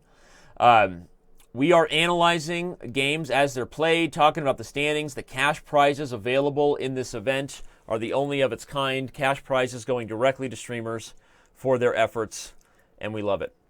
All right, so what's going on here? Krikor is in a Caro Can. I like to call it Caro Can't. Am I right? Hey, the Caro Can? No. The Caro Can't. Okay, put that on a t-shirt. Okay, jokes aside, I do prefer Krikor's position. I love the structure here. I loves it for white. Black is going to try to get e5, though. One of the big issues for Krikor is that Hammer has overprotected this square with so many pieces involved in the action. And that makes white's life positionally not as good as maybe I first thought. 94, interesting move. It blocks the rook. And again, I think that if black plays e5, he's doing so combined with plans of h5, h4, wants to launch a reckless attack. This is a big game right now for Hammer, right? He's gotten on a hot streak. He's currently rocking a 10.5 out of 11 score, as you can see. With a fire, he's up to 5, right, on the hotness meter. So if he wins this game and moves to 6 and he gets past a GM in the process, Hammer's chances of staying in the hunt to win this event down the stretch, I think, are pretty good. Knight e5. Interesting. Krikor is sacrificing a pawn. He's saying if you take, I take, queen takes, I have f3 at the end maybe. Yeah, so Hammer knows that he can't take because f3 would have won the piece. That's a pin, right? What's a pin? I'll show you a pin in the chat. There you go. That's a pin emote right there. That's a pin. So instead, Hammer had to take there, but now Krikor's trying to calculate how he wants to handle this because there's so many options. Taking f5, taking f6, taking d2, obviously the logical one. But I think he has sort of put the kibosh on Hammer's assault. And with the bishop pair and the fact that he's managed to hold on to these dark squares, even f4 is a move to consider here. If f4 takes, you would definitely take with the bishop. You don't want to open up this king sitting on the g file. But the other option for Krikor is maybe find a way to give up the e-pawn. Yeah, he plays rook e1. He's going to let Hammer take it. He'll trade on f5 and then immediately double the rooks. That's what we got coming. Shout out to everybody who's in here. Distant Fire, Frank Rutten, Atomic Player. You guys have been here for a while. Destroy Level. No sub because poor student, so no pin for me. Feels bad, man. I don't even know what that means, but thanks for being here, Destroy Level. Jackie the Swede. Everybody who's here. Appreciate the love and support. Shout out to all the premium members hanging out in the chess.com TV chat. Adam Greener, Lang, Sir Sheep 101. That's weird. Steely King. Love it. Thanks, everybody, for tuning in to today's Arena Kings. Okay, now you have to be careful at knight f3. So the problem is you can't just immediately do what you want because we have a fork emote dropping. Okay, f4. I think that Hammer might just check and trade anyway. Trade on d2 and headed to the major piece ending. Yeah, I think that's what he should do, and he's doing it. Yeah, this is the right idea because now Hammer can challenge the e-file. quickly. Yeah, that's exactly the idea. And the reason, whenever you have an anchor along an open file, let me drop some education on y'all's, because I do love teaching chess, despite what you may have heard. It's actually, oh wait, he lost the e-file. How'd that happen? What did Krikor swindle him with? To the Batcave. To the analysis board we go. I missed it. Because the whole point is that having the e4 square is the key. Ah, that's nice defensive technique by Krikor, because what he did, by giving up the e file, he said, all right, you can have e4, but then I get the g file, right? Which is better, Eddie the Eagle or the g spot? Hey, right? You got to decide that for yourself. But, okay, the education I wanted to drop is that as you transition into these rook endings, okay, things you want to evaluate. Who's going to get control over the only open files? Because whoever does is likely going to be the first person to access with the 7th rank or the 2nd rank, the first person with access to the weak pawns. So if you're making the calculation in your own games, do I want to transition into this rook ending, the major piece ending? Whoever has the quick access points, the open files, really that's the big thing to calculate, right? Then if it's going to become a game of chicken on the open file, where both sides are just staring down the other on the open file, one thing to look for is your pawn anchor, right? Because that allows you, let's say that this g-file problem didn't exist, right? Let's say that Krikor played this move rook e1. Now, after rook to e4, black owns the file because he's the one with the battery potential, and white never wants to trade and give black a protected passed pawn. So as we see the main game playing out here, looks like Krikor's actually going to go on to win this one, mainly because of time. Hammer's position is actually still better in the current life. I mean, the rook ending for black and the analysis I'm giving you here, I don't really think it's bad. I think that Hammer had his chances to win this game. He was better in the rook ending, but under time pressure, it looks like Krikor was just too much for him, right? Without a lot of time on the board, without a lot of time on the clock. Okay, this is a rook ending that black, should not be losing. Black can even play moves like rook f6. He's the only one with a protected passer, right? The rook guards everybody. So again, obviously white went on to win this, but that educational nugget we were talking about, who gets control of the open files? Are there any access points, anchor points, right? If you've got a square overprotected by pawns, that's a very important thing for you to assess in your own games for rook endings, where you can put a piece on that square and you're clamping down on the open file in a way that's much harder for your opponent to deal with. So there you go. All right. There you go. All right. We still have this analysis board up. We see that Hammer, after losing that game and his hot streak, gets paired with another GM. Not ideal for Hammer, currently taking on Mr. Simon Williams, who's also streaming on Twitch right now. With about 59 minutes left, less than an hour on the old tickety. Let's check on the standings. Deep Fluke, what's up? What's up? What's up? What's up? What's up? So, okay, standings. We see Hammer is still up there, but that loss hurt big time because he loses all of his bonus points, right? Not being able to come away with the gusto against Krikor, and look at that. Guess who's creeping right outside the top of the standings right here? The man who just took down Hammer, riding a hot streak of 7. So that was a big game. Depending on what happens down the stretch here, let's follow this one closely. Georg Meier is pulling the old I'm not streaming gambit, right? He's making Hammer and Krikor and Morandi, whose last 7, he's making all these guys resent him because Georg Meier is playing the Arena Kings, but I don't think he's streaming. So he's like, I'm going to show up and just beat the tar out of all you guys because I'm a German super GM. I'm 2700. Hashtag deal with it, right? Pretty funny. Pretty funny. That was here. Very nice. Oh, hello, Uncle Sasha. You're here now. Welcome. That's Vadanya. He's gone. Uncle Sasha, he's gone. Ho, ho, ho. Thank the Lord. Look at that. Atomic Player busting out the Mike Hummer emote. Love it. Hope you guys are enjoying the show today. Like I said, this is the official coverage of the Arena Kings Cash Tournament on May 2nd. Trying to give you guys whatever educational analysis I can. Hopefully that rook ending review was interesting for you just a few moments ago. But as we look at the standings, we see that there are a lot of players still fighting it out for first with an hour left to play and a couple people riding hot streaks of double digits. This is going to be a fun one down the stretch. So thanks for being here. Don't go anywhere. This is what you're doing for the next hour. Ask me questions. I'm reading the chat. Lang Lang, I did see you beat Nonsense Zero. I did see you. Thanks for being a Diamond member. Thanks for making that happen for your chess education. Try Fighter, you're just getting into chess. Any vague tips? Obviously, play on chess.com. Go over your games if you can. Try to learn from your own mistakes. Seriously, though, don't fall into the habit of thinking that you're just going to get better by playing. Always try to establish at least one thing you did wrong in every game, and your growth is exponentially greater. Seriously, just that little thing versus just slamming the rematch button, right? Rage quitting and throwing your mouse across the room. Don't rage quit. Don't just smash the rematch button. Try to establish one thing you did wrong in every game, and you're on the right track. Thanks, Jackie the Swede. Appreciate it. Georg Meier streaming? Georg Meier streaming. Twitch.tv/Georg Meier. Hello. I'm going to go there right now and follow him. So I was wrong. Georg Meier is not pulling the old gambit of hi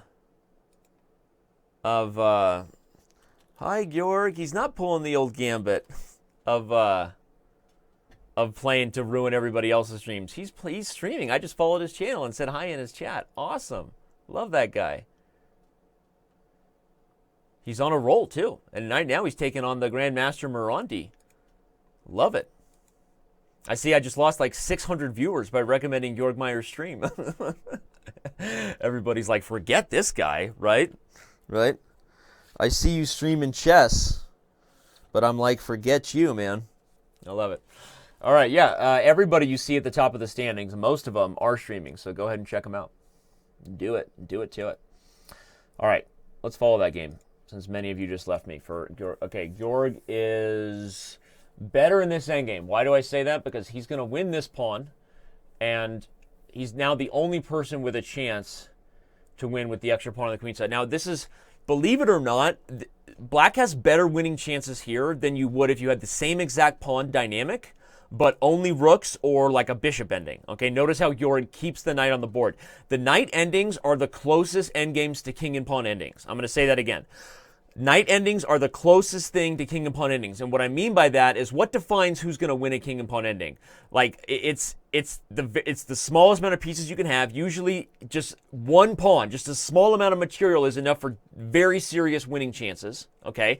Also, if you get a pass pawn, the first person with a pass pawn often wins, right? So knight endings are the closest endings with all of those like fundamental principles, and then he trades the knight. But it's because he's improved his position enough to have some real winning chances now because his rook is so dominant. I still don't really agree with that by Georg. I'm actually shocked. He's not going to win this game, and it might be precisely because of that. Because the knight's ability also, when pawns are just on one side of the board, is much better than the bishop's to maneuver. Because what can the knight do that the bishop can't? Change colors. Target the dark square, target the light square, play tickle, right? Work in there, right? Perform a little surgery, right? Maybe do a little back massage of the position, right? Oh, right, come on, right? That's what the knight wants to do to your king side, okay? And this is still a position where black has a little bit of winning chances, but I'm actually shocked that Georg did that. I got to be totally honest. He's going to take... No, what is he doing? Georg is not helping his winning chances. I guess the one thing that he has going for him is that this is sudden death blitz and he's about to flag him, right? Georg is working it with no diggity. Okay, he's going to play tickle just long enough to then change the position. Georg is not going to give him a draw here. And now that he's got g3, I think he is just winning. Okay, so now he's officially winning. The king infiltrates, rook d3, blocking the check. Now you get two passed pawns, which is better than one, and the game is Red Rover. Send Mr. Last Seven Samurai right over. So good stuff there from Georg. He did eventually trade into the rook ending. Again, I was critical of it. I don't think that with best play that was necessarily winning for black, but Georg is a stronger German Grandmaster than I. I was a German Grandmaster in my past life, so whatever, right? He's got that over me this lifetime, whatever. But he does go on to win, and Georg Meier, look at that. With that hot streak continuing and continuing to work his way up the leaderboard, he's now at number 3. He is on fire. Okay, so if you haven't followed him yet, twitch.tv/Georg Meier is where the action is.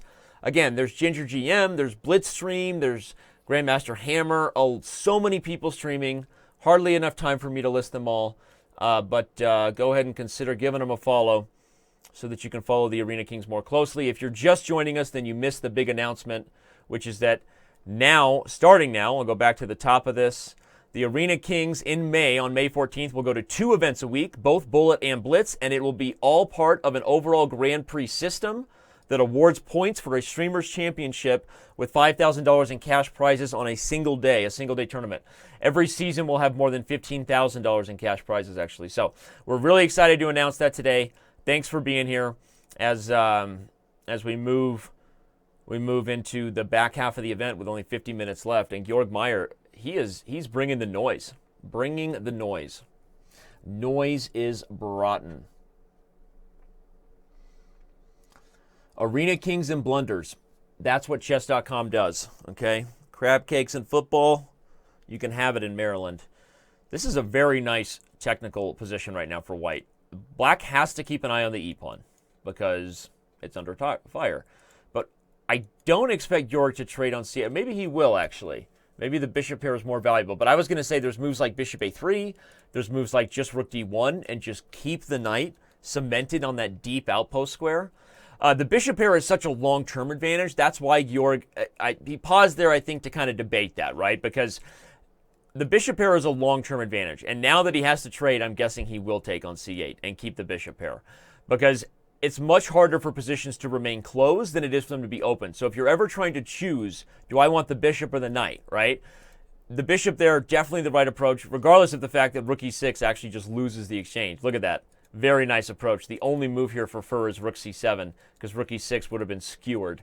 This is just a grindish affair, right? This is rated R, right? Put your kids, lock up your daughters. Like, this is not appropriate chess for those who aren't into, like, you know, a violent positional thrashing. White owns the d file, loving the bishop pair. This is just awesome. He's going to just bring the rook over. He'll get this guy back there eventually, but no rush, maybe even activate the king. And again, it's a lot harder for positions to remain closed than it is for them to be open. It's just the nature of the game, right? Tension occurs, and then we got to cut that tension with a knife, right? So this is going to be Georg's event to win. I mean, at this point, he's on such a hot streak. Somebody's going to have to beat him, and just knowing that Georg Meier is really good at the game of Schach, right? As it would be in German. The fact that he's really good means, means it's going to be hard for people to catch him. So I'm still surprised we haven't seen Hikaru and some of the other names. I mean, they all know about the event. We just haven't been able to get them going. But pretty soon, this Arena Kings event is going to have a lot of top Grandmasters streaming. So just wait. Dusky saying, why would I want to watch the other streams when I can just watch Danny, Uncle Sasha, bad 90s references, awkward dad jokes, right? Yeah, this is where you want to be, right here with Papa Cheese. That's me. Anyway, but look at this. Look at his time advantage, right? I'm sorry that I'm like falling asleep. I'm not worthy right now at the feet of Georg Meier, but I expect c4. No, okay. A better way to stop c4 is to put pressure on b6. That pawn is pinned. Okay, so I'm sorry that I'm just, worshiping the performance right now, but it's just the time, the grind, it's beautiful. And he's going to go on to win. So when Georg Meier, not if, moves to a hot streak of 12, the question is who can catch him. So let's check out who do we want to follow next. He's about to just win this game. I'm not even going to see the end. Meier's taking the cake, only 8 seconds. So we have Rosen taking on Krikor, right? We've got Hammer trying to bounce back, currently on his way to doing so. He doesn't have a hot streak going, though. He's going to win this one and try to build that up again. So Hammer's going to get a win right now, as he just did. As predicted, Georg did take care of business. Oh, we've got the matchup we want. Hammer versus Meier. Don't go anywhere. Right here, right now. This is it. This is the one man in the event, I think, that can slow down the Meier train, okay? So tune in This is going to be a theoretical battle too. Hammer's not going to sit here and just like, you know, play footsie. He's not going to beat around the bush, even if it is named George W. I'll be here all week. Don't forget to tip your waitress. You're welcome.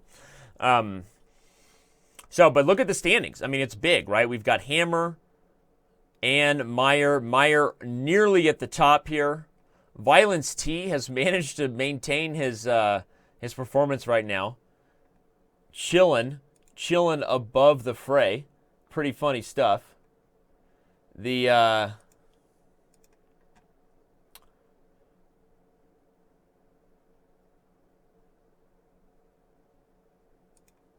All right. Actually, looks like Violence T has been banned, and I'll just say it out loud. Violence T was cheating, and he's gone. Look at that. Look at us protecting you from cheaters. Violence T is gone. He's gone. So he's still at the top of the standings, but he's no longer in the tournament. So he will be overtaken shortly. Just checking on that. But otherwise, outside of that guy, most of the people at the leaderboard are all title players, working their way toward the top. Some of the others still up in that business, competing. We love it. But it looks like it's going to come down to some of these top stud muffins here, and let's see if Hammer can do it. In fact, I'm going to even go to the full-on analysis mode because I love this battle so much. I want to see what I can learn. Hammer versus Meier. We have our ways, Slidjur. We have our ways, and we know. And when you know, you know. It's a lot like love. When we know someone is breaking our fair play policy, whether we like it or not, we have to act. And when you know, you know.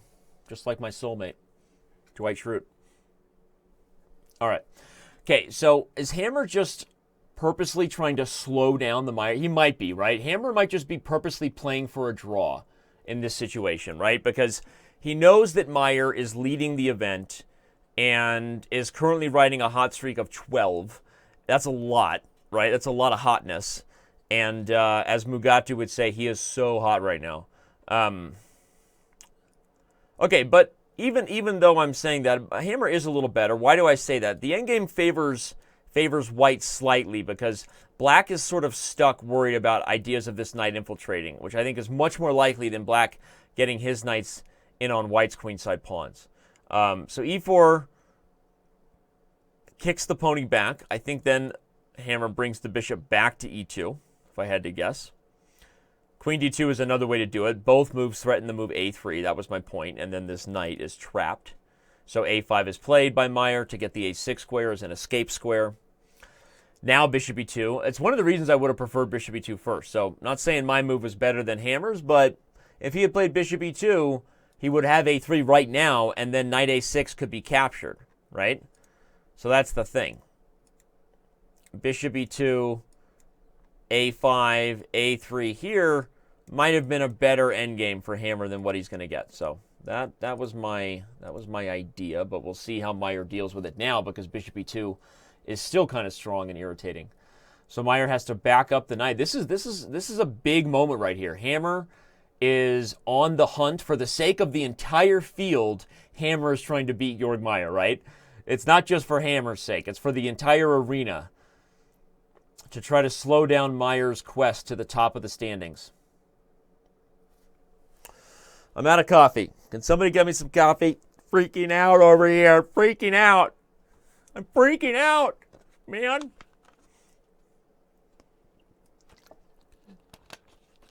Okay, very nice. We have Uncle Sasha is back now. He wants coffee. Да, okay, спасибо. You get very nice coffee. Okay, that's свидания, Uncle Sasha. Bye-bye. All right, he's gone. Queen d4, Mikey likey, heading into a7 where dirty things happen.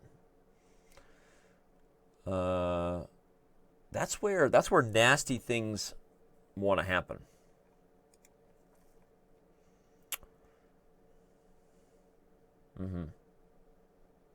Bishop versus knight.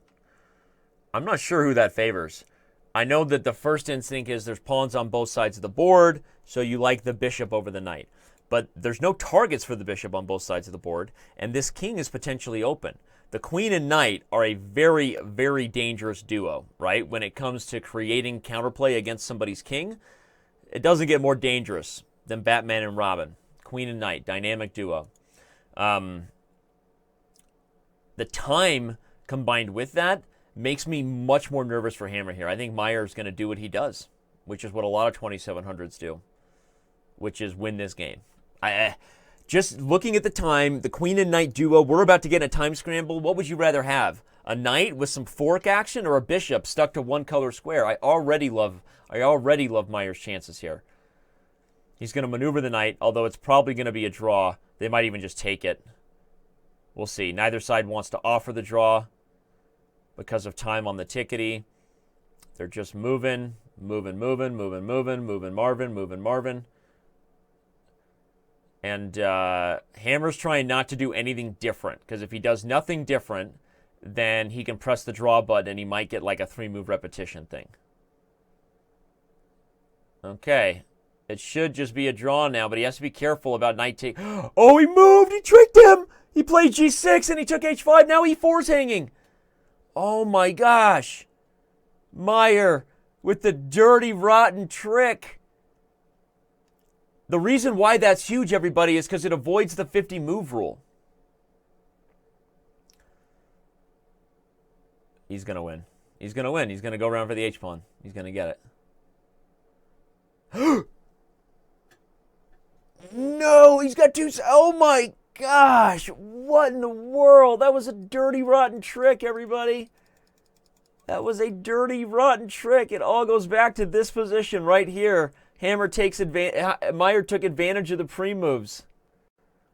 Oh my God, I'll pull it up just to show you. I'll pull it up just to show you what just happened here on the analysis board as Georg Meier already diving into his next one. Just nasty.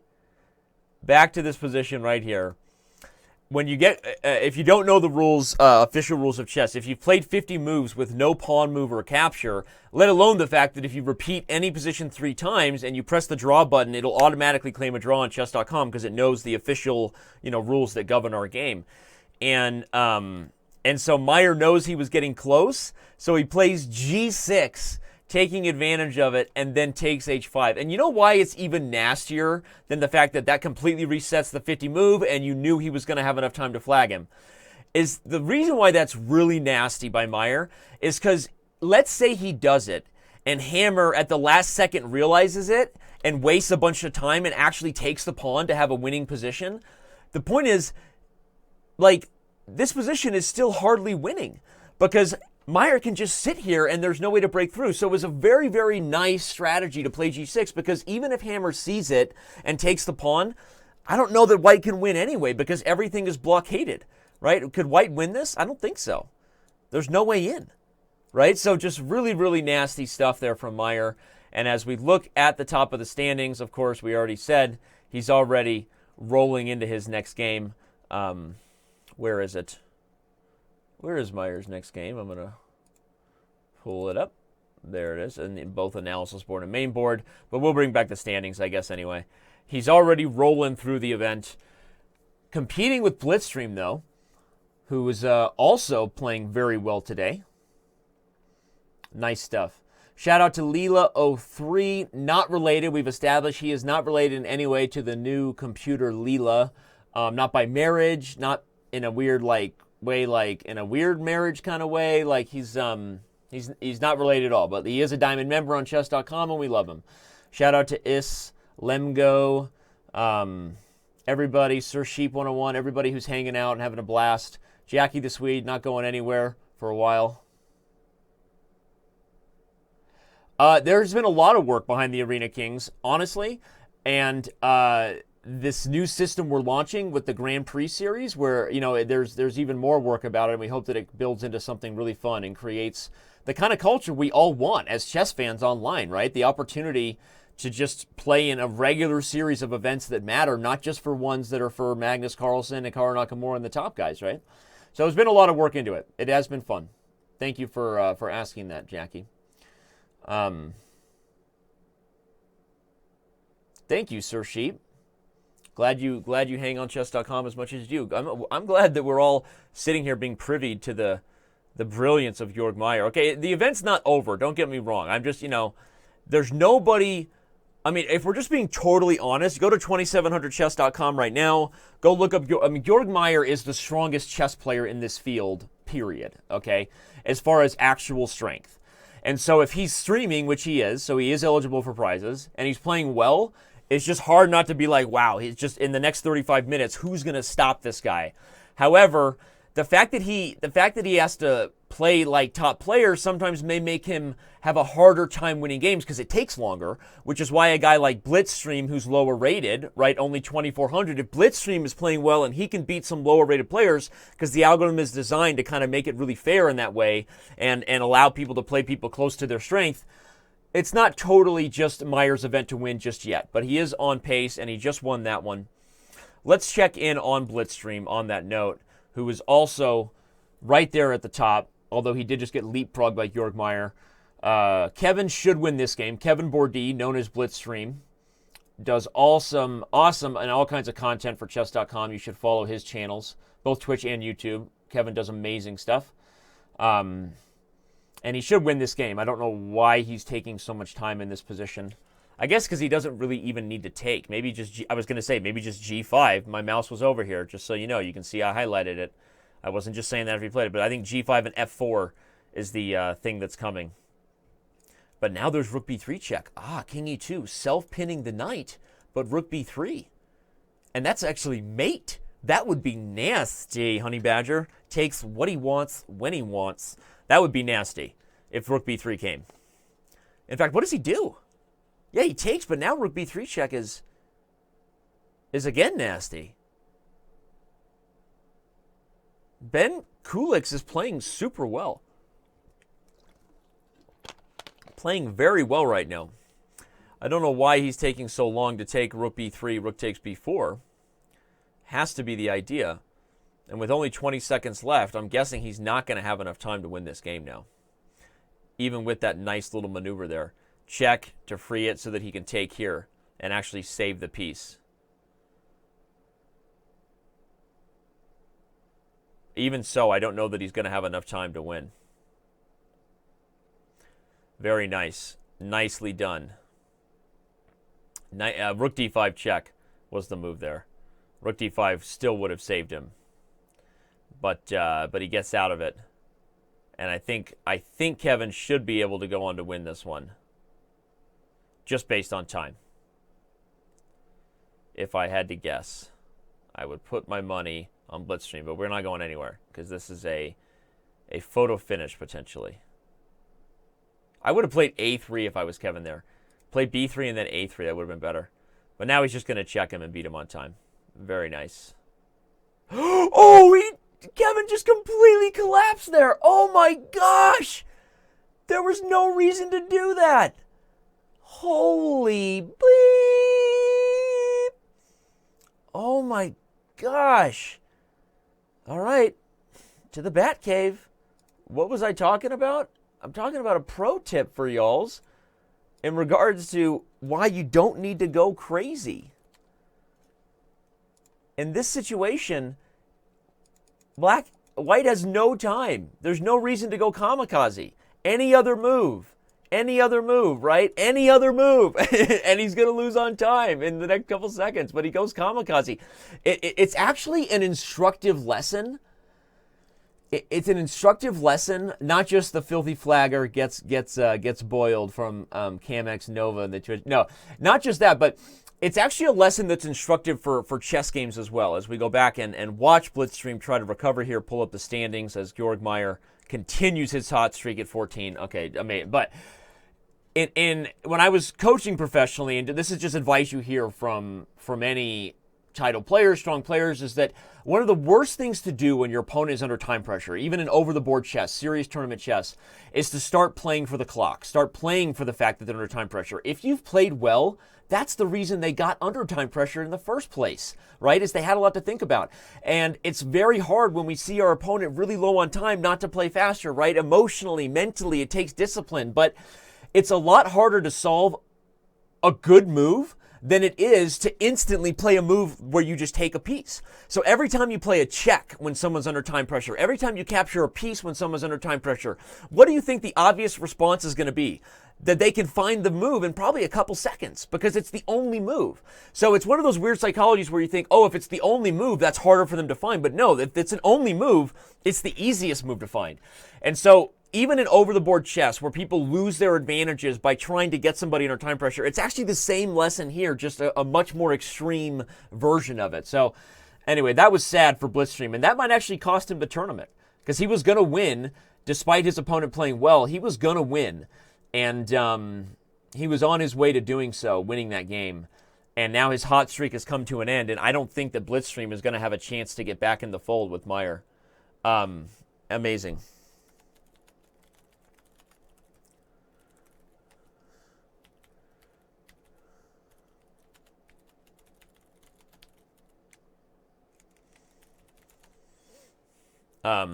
Anyway, interesting stuff. Yeah. Caltech thinks it's funny. In the Chess TV chat, Diamond member, Jackie the Swede. Jackie the Swede, how are you not a subscriber? I just because, I'll give you a sub. If you just ask, I feel like it's like my 2-year-old. It was like, I want vitamin C because she loves vitamin C. It's like, it tastes good, right? And mom and dad love giving her vitamin C because she thinks it's candy, right? And so you say, Talia, just ask. Dad, I have vitamin C? Yeah, you can have vitamin C. I want vitamin... Talia, just ask. Dad, I want vitamin C? Yeah, okay. So there you go, Jackie the Swede. You are now a subscriber to the Twitch channel just because you're such an awesome contributor. I'm going to have to take out a loan for all of these Twitch subscriptions I'm gifting. They're all from the personal pocket of old Danny Rensch here. Either that or I need to get chess.com to dip into that old reimbursement fund. But chess.com still pays me in chess pieces. You guys believe that? Any of you guys actually get paid at your job? Because I get paid in chess books and chess pieces. And they're like, no, Danny, that's how all title players get paid. I'm like, okay. Right? So I got to start getting some of this chess.com koosh to afford my addiction of gifting people subscriptions. So, any Hooters. All right. Well, we only have 30 minutes left. We have just gone under the clock. It's really, really rough here to see what's going to happen in the next 30 minutes. If anybody can catch the one, the only Georg Meier ending on a hot streak of 15. We need to get the Elias Sports Bureau involved in this. What is the highest level hot streak that anybody has ever ended in Arena Kings with? Do we have like a historical fact on that? We need to get somebody on this data because I've done a few of these and I've watched them even when I'm not doing the commentary, and 15 is pretty high. Like, this is pretty nasty stuff by Meier. What's he doing right now? And now he's just getting fed the lower rated players because he's already mowed through all the title players. Wowzers. Meier is just on the grind right now. How's Last Seven Samurai doing? He might be somebody who can get one more chance at the German beast known as Georg Meier. Okay, he's better here. Black's better. Yeah, bring the queen back. No worries. Even if you get the ladies off, this knight is very strong. The knight, the only piece who thrives in a blockade. That should be like a cool saying. Like, hi, I'm a knight. I'm the only piece that thrives in a blockading situation. Hi, I'm a knight. I'm the only piece who loves being right in front of a pawn. Hi, I'm a knight. I'm the only piece who loves going in from the rear. Okay? Behind the pawn. I don't know what you're thinking about. Get your mind out of the gutter. Hi, I'm a knight. Hi, I'm a knight. I switch colors with every move. Hi, I'm a knight. All right, Danny, we get it. You suck. Moving on. Hammer. Okay, Hammer just won, so Hammer's not out of it. Hammer's not out of it. Where are we at in the old standings? Hammer's rocking right. He's still right there within the top 10. But unfortunately, like we said, it's just when you get a hot streak this high, so hard to stop. But Morandi is the one. Oh, I didn't even look at the board. Morandi's playing Hammer. So that really stinks for Morandi because Hammer is about to do Georg Meier a big favor. I'm going to call it right now. Hammer is going to smash. Not maybe smash. Hammer's going to beat Morandi, and that's going to be a big boost for Georg Meier over there at the top of the standing. Any Hooters. Hey, I'm Bob. Hi, I'm a knight. I jump over people. That's great. Let's keep it going. Hi, I'm a knight. I'm not going to read that, Blairinger. Never mind. I get it. Hi, I'm a knight. I hang myself whenever Blairinger, because you are Blairinger. You're self-deprecating. I'm all about self-deprecation. Anyway, there you go. That's pretty funny. UNC07, you want me to gift you a diamond membership? You're already a diamond member. We will actually be having a much better system of gifting memberships on chess.com very soon, so we can have a lot of fun doing the same, spreading the same love and joy that we do on Twitch on chess.com. So just an FYI, that is a tool in the works. So that way, when you have generosity, or hello, I'm Uncle Sasha, I have lots of cash, just sit next to me here in my prison in Siberia, and there's nothing to do with it, so I send it to you, and I say, hello, here you go, das Vidanya cash, das Vidanya, all my rubies, and it's, rubles gone. I don't want Putin to get his hands on my rubles. Get your hands off my rubles. Okay, very nice. We are here. Hi, I'm a knight, and I am checking for Bitcoin, Excalibur 888. I don't get it. It's like, no cryptocurrency jokes on this show. What do you think this is? Okay? No cryptocurrency jokes on this show. Come on. Come on. All right. Hammer's doing his thing. Georg Meier back atop the standings with a current hot streak of 62. Bananas. Here comes A5. I don't know why Hammer's waiting. Oh, he wants to guard the D5 square. That's actually nice. Now A5 is going to be even stronger. That was nice technique by Hammer. Okay. Notice that I'm impulsive. I play A5 as soon as I see it. Hammer's disciplined. So he gives the check and then plays A5. Mikey likes it. Knight D7. He can take A7 now, right? Gobble, gobble. Gobble, gobble.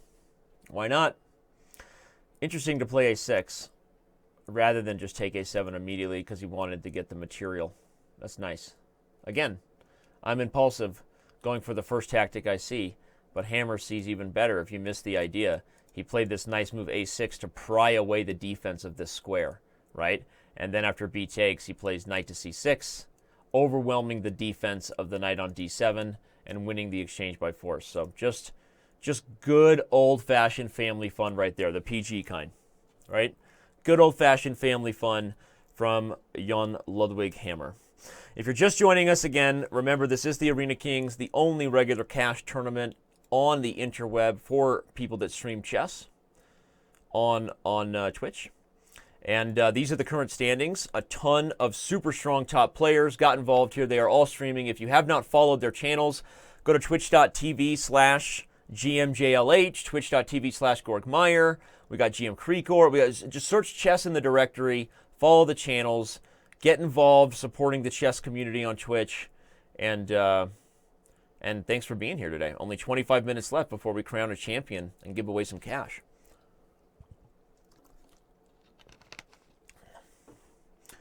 Rook to B1. Yeah, Hammer's going to pull this. And as we said, what he's really doing is winning the tournament for Georg Meier, right? Not to say that Hammer is, honestly, I'm going to say he's probably out of the distance where he could catch Meier. With only 23 minutes left in the total clock, you're racing not just to play good chess moves and get wins, but before you run out of time. So Hammer is going to beat Last Samurai, which is going to take down the only other person riding a hot streak that's even close to Meier's, and that means that Samurai has to build up all of his bonus points again. That's how the format works, right? When you win, you get bonus points. What's up, Chess Base here? There you go. Chess Bay, how long have you been here? Have you been lurking, Chess Bay? We missed you. Chess Bay. We've also got Frank Rutten. Thanks to all the mods. Chess Bay's here. There you go. Funny stuff. But we've had a great time today. This has been quite the Arena Kings event. And nothing like seeing German Grandmaster Georg Meier stream and win the event, which is what we're probably on pace to seeing. All right, let's bounce around a little bit. Who else is in the top of the standings with something worthy of looking at? GM Krikor How's he doing? Whoa. Am I doing my math route right? You know how I feel about math. I don't like it. He's down a rook. Something bad happened in this game for Krikor. So, not exactly sure what that was, but looks like he's going down, and with it, his chances of getting back in the fold are going with it. So, all right. Oh wait, we got a time scramble. Only 4 seconds for Hammer. Oh my gosh, is he gonna lose? No, he's got it. He can pre-move his way to victory now. Queen and rook battery. Rook up. Rook over. He only has 1 second. Come on, come on, come on, come on.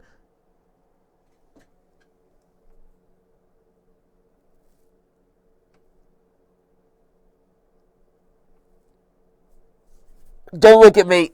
Don't look at me. Oh my God, that was heartbreaking for Hammer. Ah. That is just nasty right there, right? Oh man, he didn't have enough time. Okay, one fun fact as we go away from the standings here for a second, just so I can show you kind of my theory on.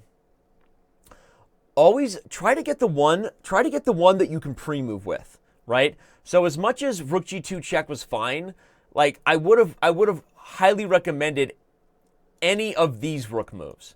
Because now I can pre-move rook over. So like, for example, if I go here, my next moves are pre-moves, which is rook here, queen here, and rook here. And you can play all three in a row. Okay? So let me show you. Anyway, I won't go back. But put yourself in a position to pre-move, especially because on chess.com you can pre-move multiple moves in a row. So with this sort of mating net, you have a much better chance of finishing the JOB if you can pre-move, right? Pre-move at home. And so getting that rook roll, right? The queen and rook roll where you can just pre-move and they protect each other and there's nothing the opponent can do is much more efficient than any other type of check. So sad stuff. I mean, okay, easier said than done. Hammer is also streaming right now, all that stuff. But that's a heartbreaking one because the sad thing for Hammer, you know what the sad thing is there, is Hammer just helped out Georg Meier big time, right, by slowing down Last Samurai's hot streak, but didn't even get himself back in the fold because his hot streak also came to an end with that draw. So really, really rough stuff. I know, I'm going there. I know. I see VSim like, hey, Danny, we get it. And we love your point about why you need to pre-move to win games. I hope you do love it because it may win you some games. But you're right. This is the one that matters. Hammer now gets Meier. We already saw Meier go to dirty Flagtown against Hammer earlier if you're just joining us. Meier winning the previous battle between these two super GMs by flagging Hammer ruthlessly. And something tells me Meier is gonna just do just enough to win the event here as well, whether that's a draw or even get the win, because white is definitely better despite the time advantage. Take on c5. Actually, maybe even knight a7, knight b5. Maintain the light square bind. Yeah, I like that idea better. Knight a7, knight b5. The point is, these pawns, this is actually a similar endgame, you guys who've been with us the whole time, right? This is almost colors reversed. When Hammer was white against Meier, Hammer was better for a long time with a similar pawn structure, actually. Now he's going to play knight b5 and kind of, okay, knight b5 might allow rook d7. Okay, it's going to happen, but is he going to trade rooks or keep him on the board? You don't really want to allow rook d2. Yeah, I agree. You want to trade rooks here. That might be enough for Hammer to have decent drawing chances. But remember, Meier had decent drawing chances. He just flagged him. In this case, notice one thing Hammer's done better. Look at that old tickety.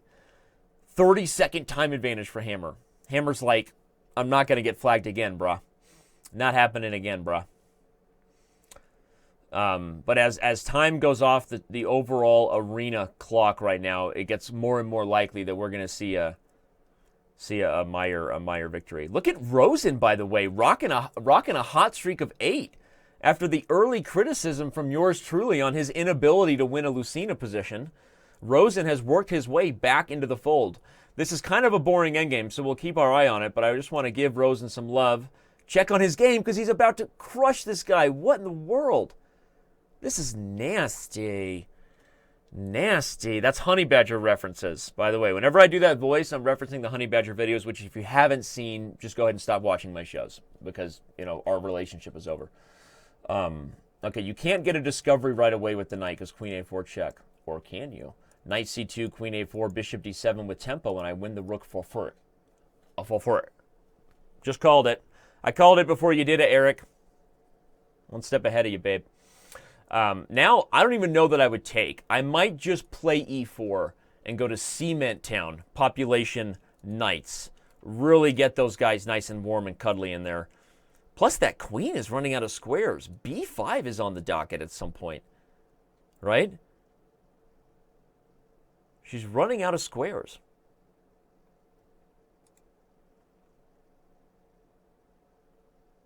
Yeah, I agree. This is the right move by Eric. Okay, let's go back to the game between Hammer and Meier as they get closer to the time pressure climactic moment where somebody's probably going to flag the other one, or maybe this one will righteously end in a draw as the other one should have as far as the X's and O's were concerned. But Meier took the cake on the time, on the clock. Here Meier, though, again, in the other one, it was like kind of Hammer was better for a long time. Now I think Meier's the one in the driver's seat with these two knights, kind of wiggling their way in and out of different targets. Probably has to play a4 or a3. Either way, it's the same thing. a4, a3. Is there enough here for Meier? Probably not. And Hammer is playing fast enough. He's saying, I'm not going to let you flag me this time. So look at this clock. Look at Hammer's commitment to staying up on time. He's playing so fast here. Playing super fast. Rosen already took care of business in that other game, by the way. So he has moved to a hot streak of 9. And out of nowhere, International Master Eric Rosen is putting himself into the docket here. I mean, honestly, this draw by Hammer does everybody a favor. It slows down the monster that is Georg Meier. His hot streak ends at 17.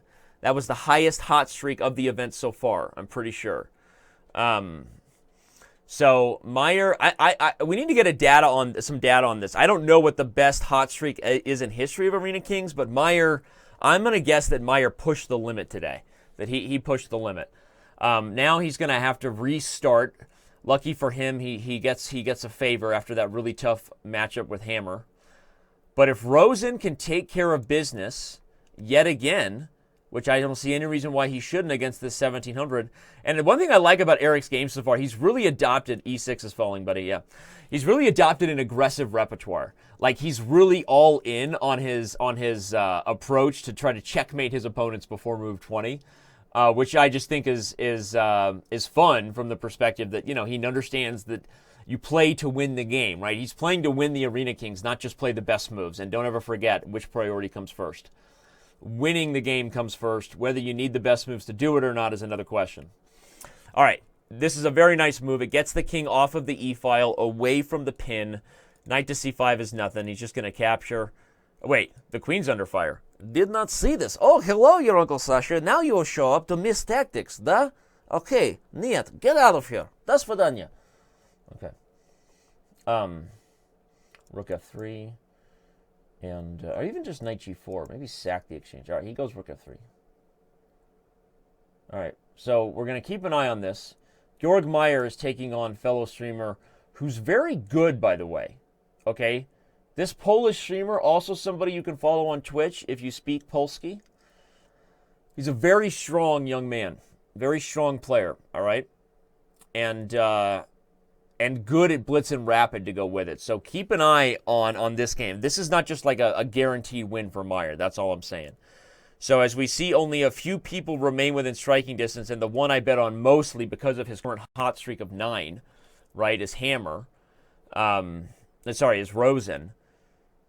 So we're going to watch this one. But the other person right there, Last Samurai, currently in a much better position against Ethan Saya.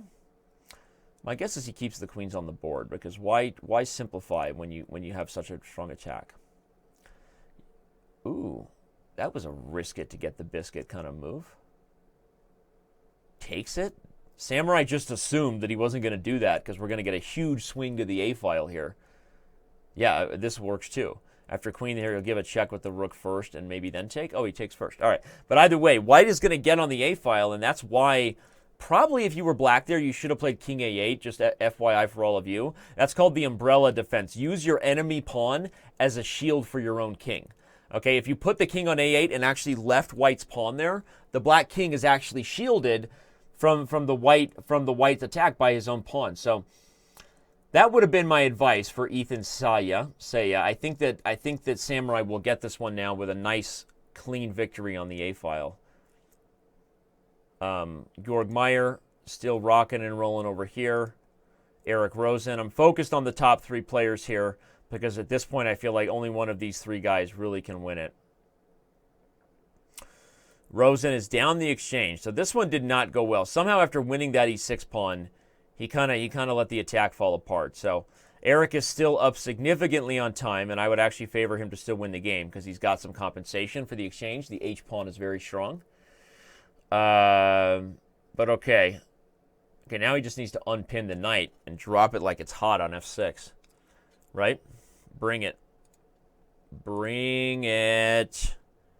I say make some. You say forks. Make some. Make some. Yeah, he's going to fork him. He's going to fork him real hard. Actually, maybe he's going to get forked. How many times can I say fork? Dancing around the...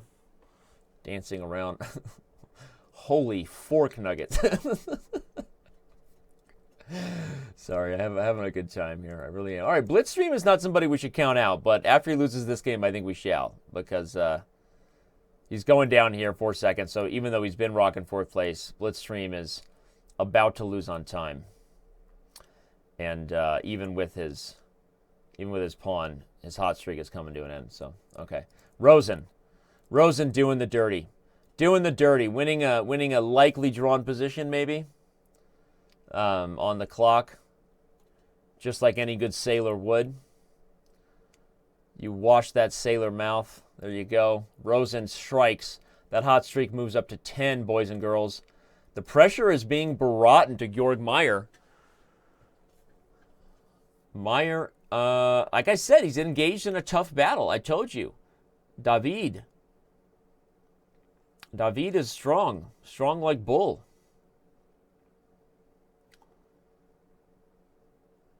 That's a metaphor for my life. I'm grabbing the bull by the horns, but that actually happened. I grabbed the bull by the horns. Okay, Meier looks like he is on route to at least being the one who's playing for a win. And I say that because even if, let's say this pawn falls and Meier loses both of these pawns, like let's say it's a big trade, Black is the only one who can win on the king side because you have a knight versus a bishop, which greatly favors Black whenever the pawns are only on one side of the board. I taught you this earlier in the show today because the knight can maneuver and the bishop can't. Also, the fact that the rook is already here gives Meier a mating net. That's why he's calculating. He might take here. Because look at this. If takes and somehow this knight works its way around to f3, look for Cecalina Lashlampa to occur on h2. So, yeah, this is Meier's game to win. And again, a big part of it is because of the dynamic of the knight and bishop. And so he doesn't even really care that much about the queen side anymore. Meaning, even if these pawns are traded, it's NBD. Okay. Rook f3 maybe? Or maybe just bring the king up. Yeah, go for the mating net. Give up a5 and let the knight and rook work together against this king here. King g5. Here comes rook c2 check. Ooh, he's going to go to the rook ending. Okay. Also winning. Not winning in the same clear fashion, but again, I'm giving chess opinions here and he's only got 15 seconds. So in all fairness, Meier is doing the best he can given the situation on the clock. And he has to be really careful because, again, David is super fast. That's the thing. Super fast sometimes is all you need to be in this format. H4. Oh, he had H4. That was Meier's chance. He had H4. The G-pawn was pinned. Now he's not going to get it. Now he doesn't have it again. He might lose this game based on the clock. Oh, my God, Meier. Meier could be letting everybody creep back in. Samurai has just leapfrogged him. He tried to get a swindle him. Oh, he tried to swindle him and it backfired. He went for the tactic of the queen of the rook, but he's got a queen.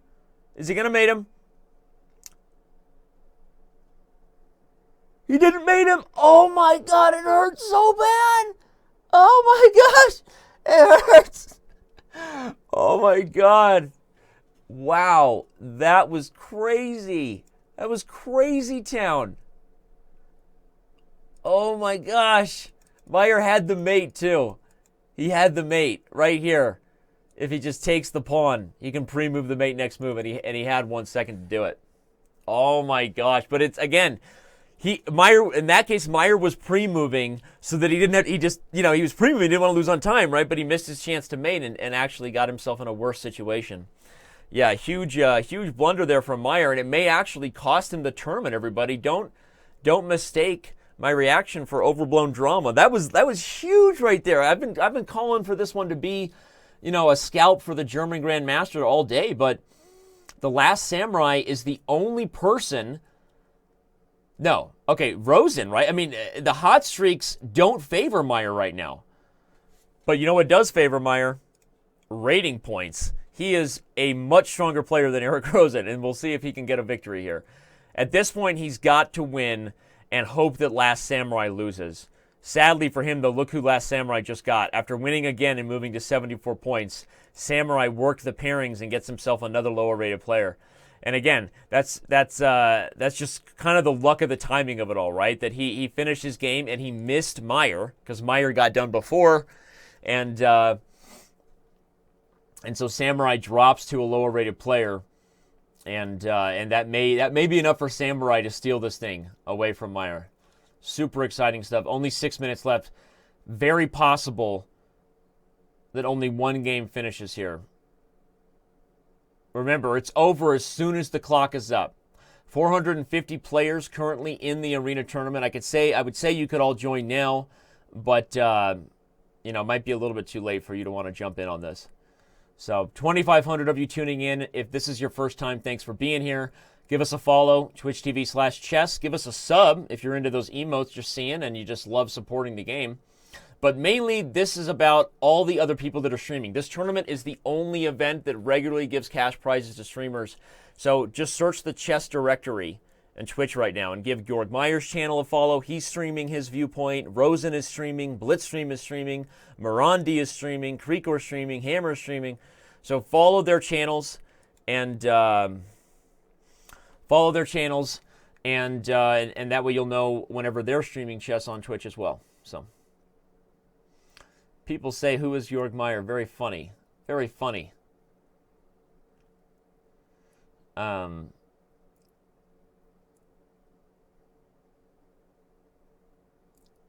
Okay, Meier is going to win this one, but he knows he needs to win quickly. That's the other thing, right? And that may cause a blunder. You should play... Okay, I thought A5 was better first, but maybe it's not. He needs to win quickly, right? Because Samurai is holding it down right now. Okay, Meier wins. That was a classy move by Rosen, but also a move that is selfish in nature, right? Rosen is also playing to win the event, so he could have drugged that out, and he probably would have won the tournament for Samurai. By resigning, he gives Meier a chance to leapfrog him, but he also gives himself a chance to win another game or two in the next 4 minutes. So, there you go. So Georg Meier gets paired down.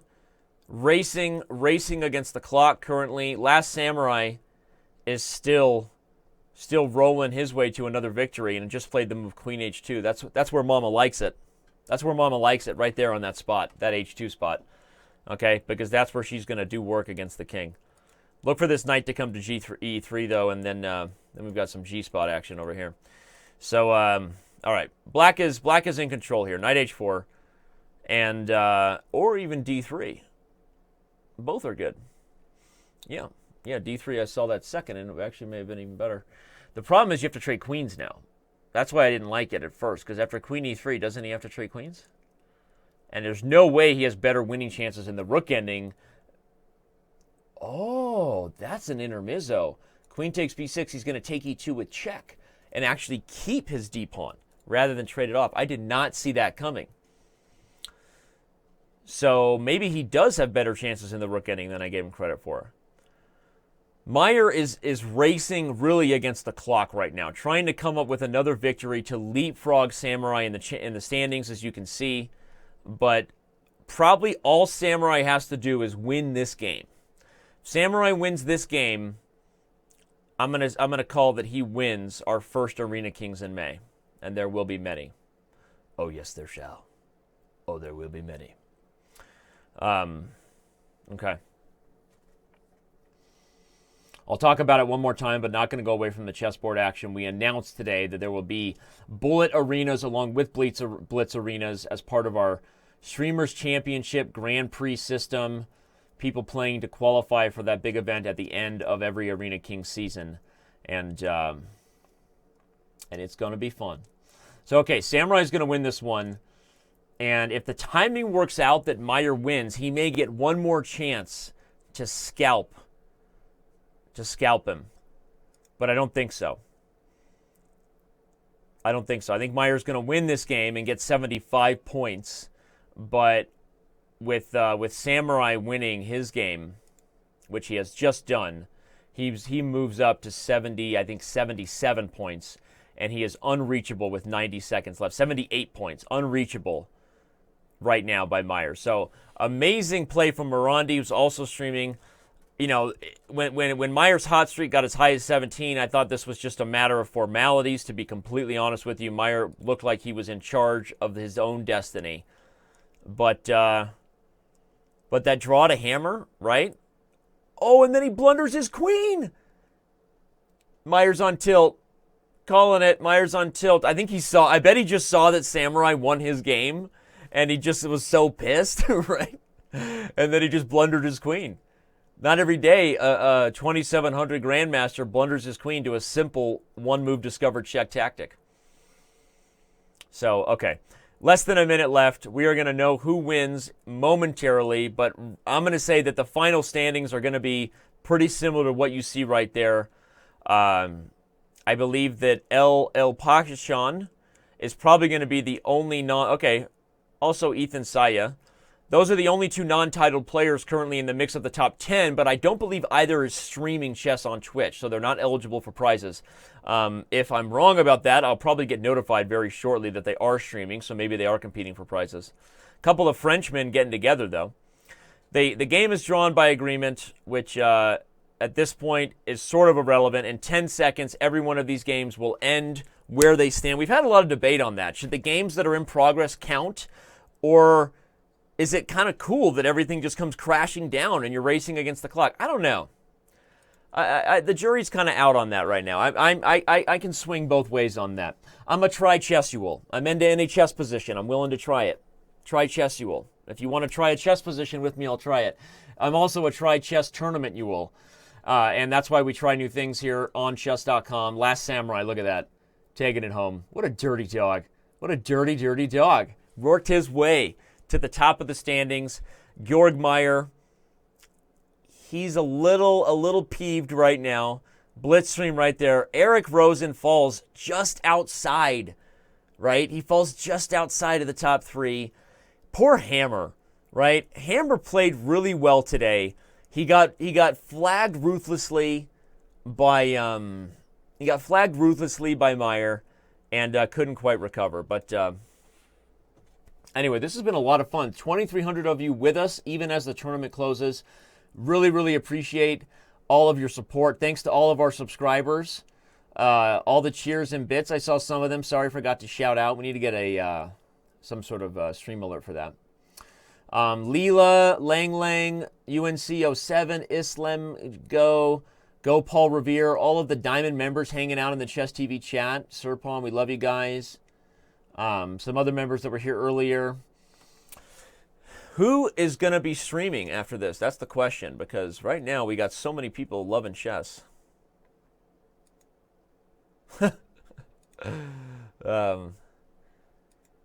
Wow. Well, this was a lot of fun.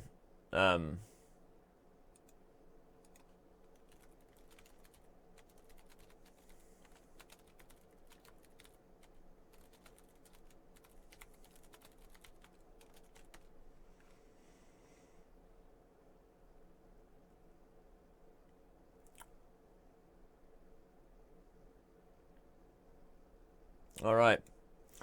Well, the fun thing is that the party of chess is only just beginning. Everybody that has been here watching this whole show, I really appreciate it. I had a great time. To remind you all one more time of the announcement made earlier that some of you may have missed, go back to the top of our article On May 14th, we launch our first Bullet Arena. Same format, 2 hours of nonstop action, but this time Bullet. I wonder how high somebody can rack up the points in a Bullet Arena. We're going to get 150 for sure, double up on Blitz. But more importantly, it's now part of a bigger series. The Streamers Championship is something we're going to be doing multiple times a year. And we think that this arena format where everybody's encouraged and helped out to stream and to grow their own channel and compete for prizes has a lot of interest and a big future here between chess.com and Twitch. And so if you're not streaming, check out this article. I'll go ahead and share a link to it in the chat if you need motivation to do so. Anyway, so for those of you who are here to watch and learn some chess, I hope that I provided that for you. And if you're just into the fun of it all, maybe we had a little bit of that too.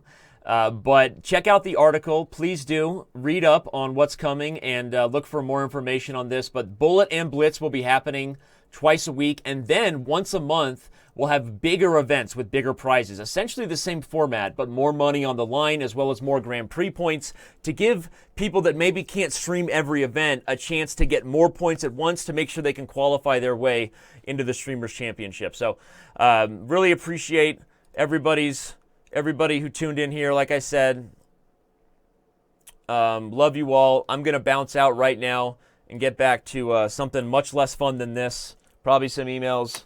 I don't know. Maybe go wash my face a little bit. Looking a little tired. As Jackie this week reminds me, hey Dan, you got some bags under your eyes. You're getting old, buddy. Peace out, everybody. Thanks for being here.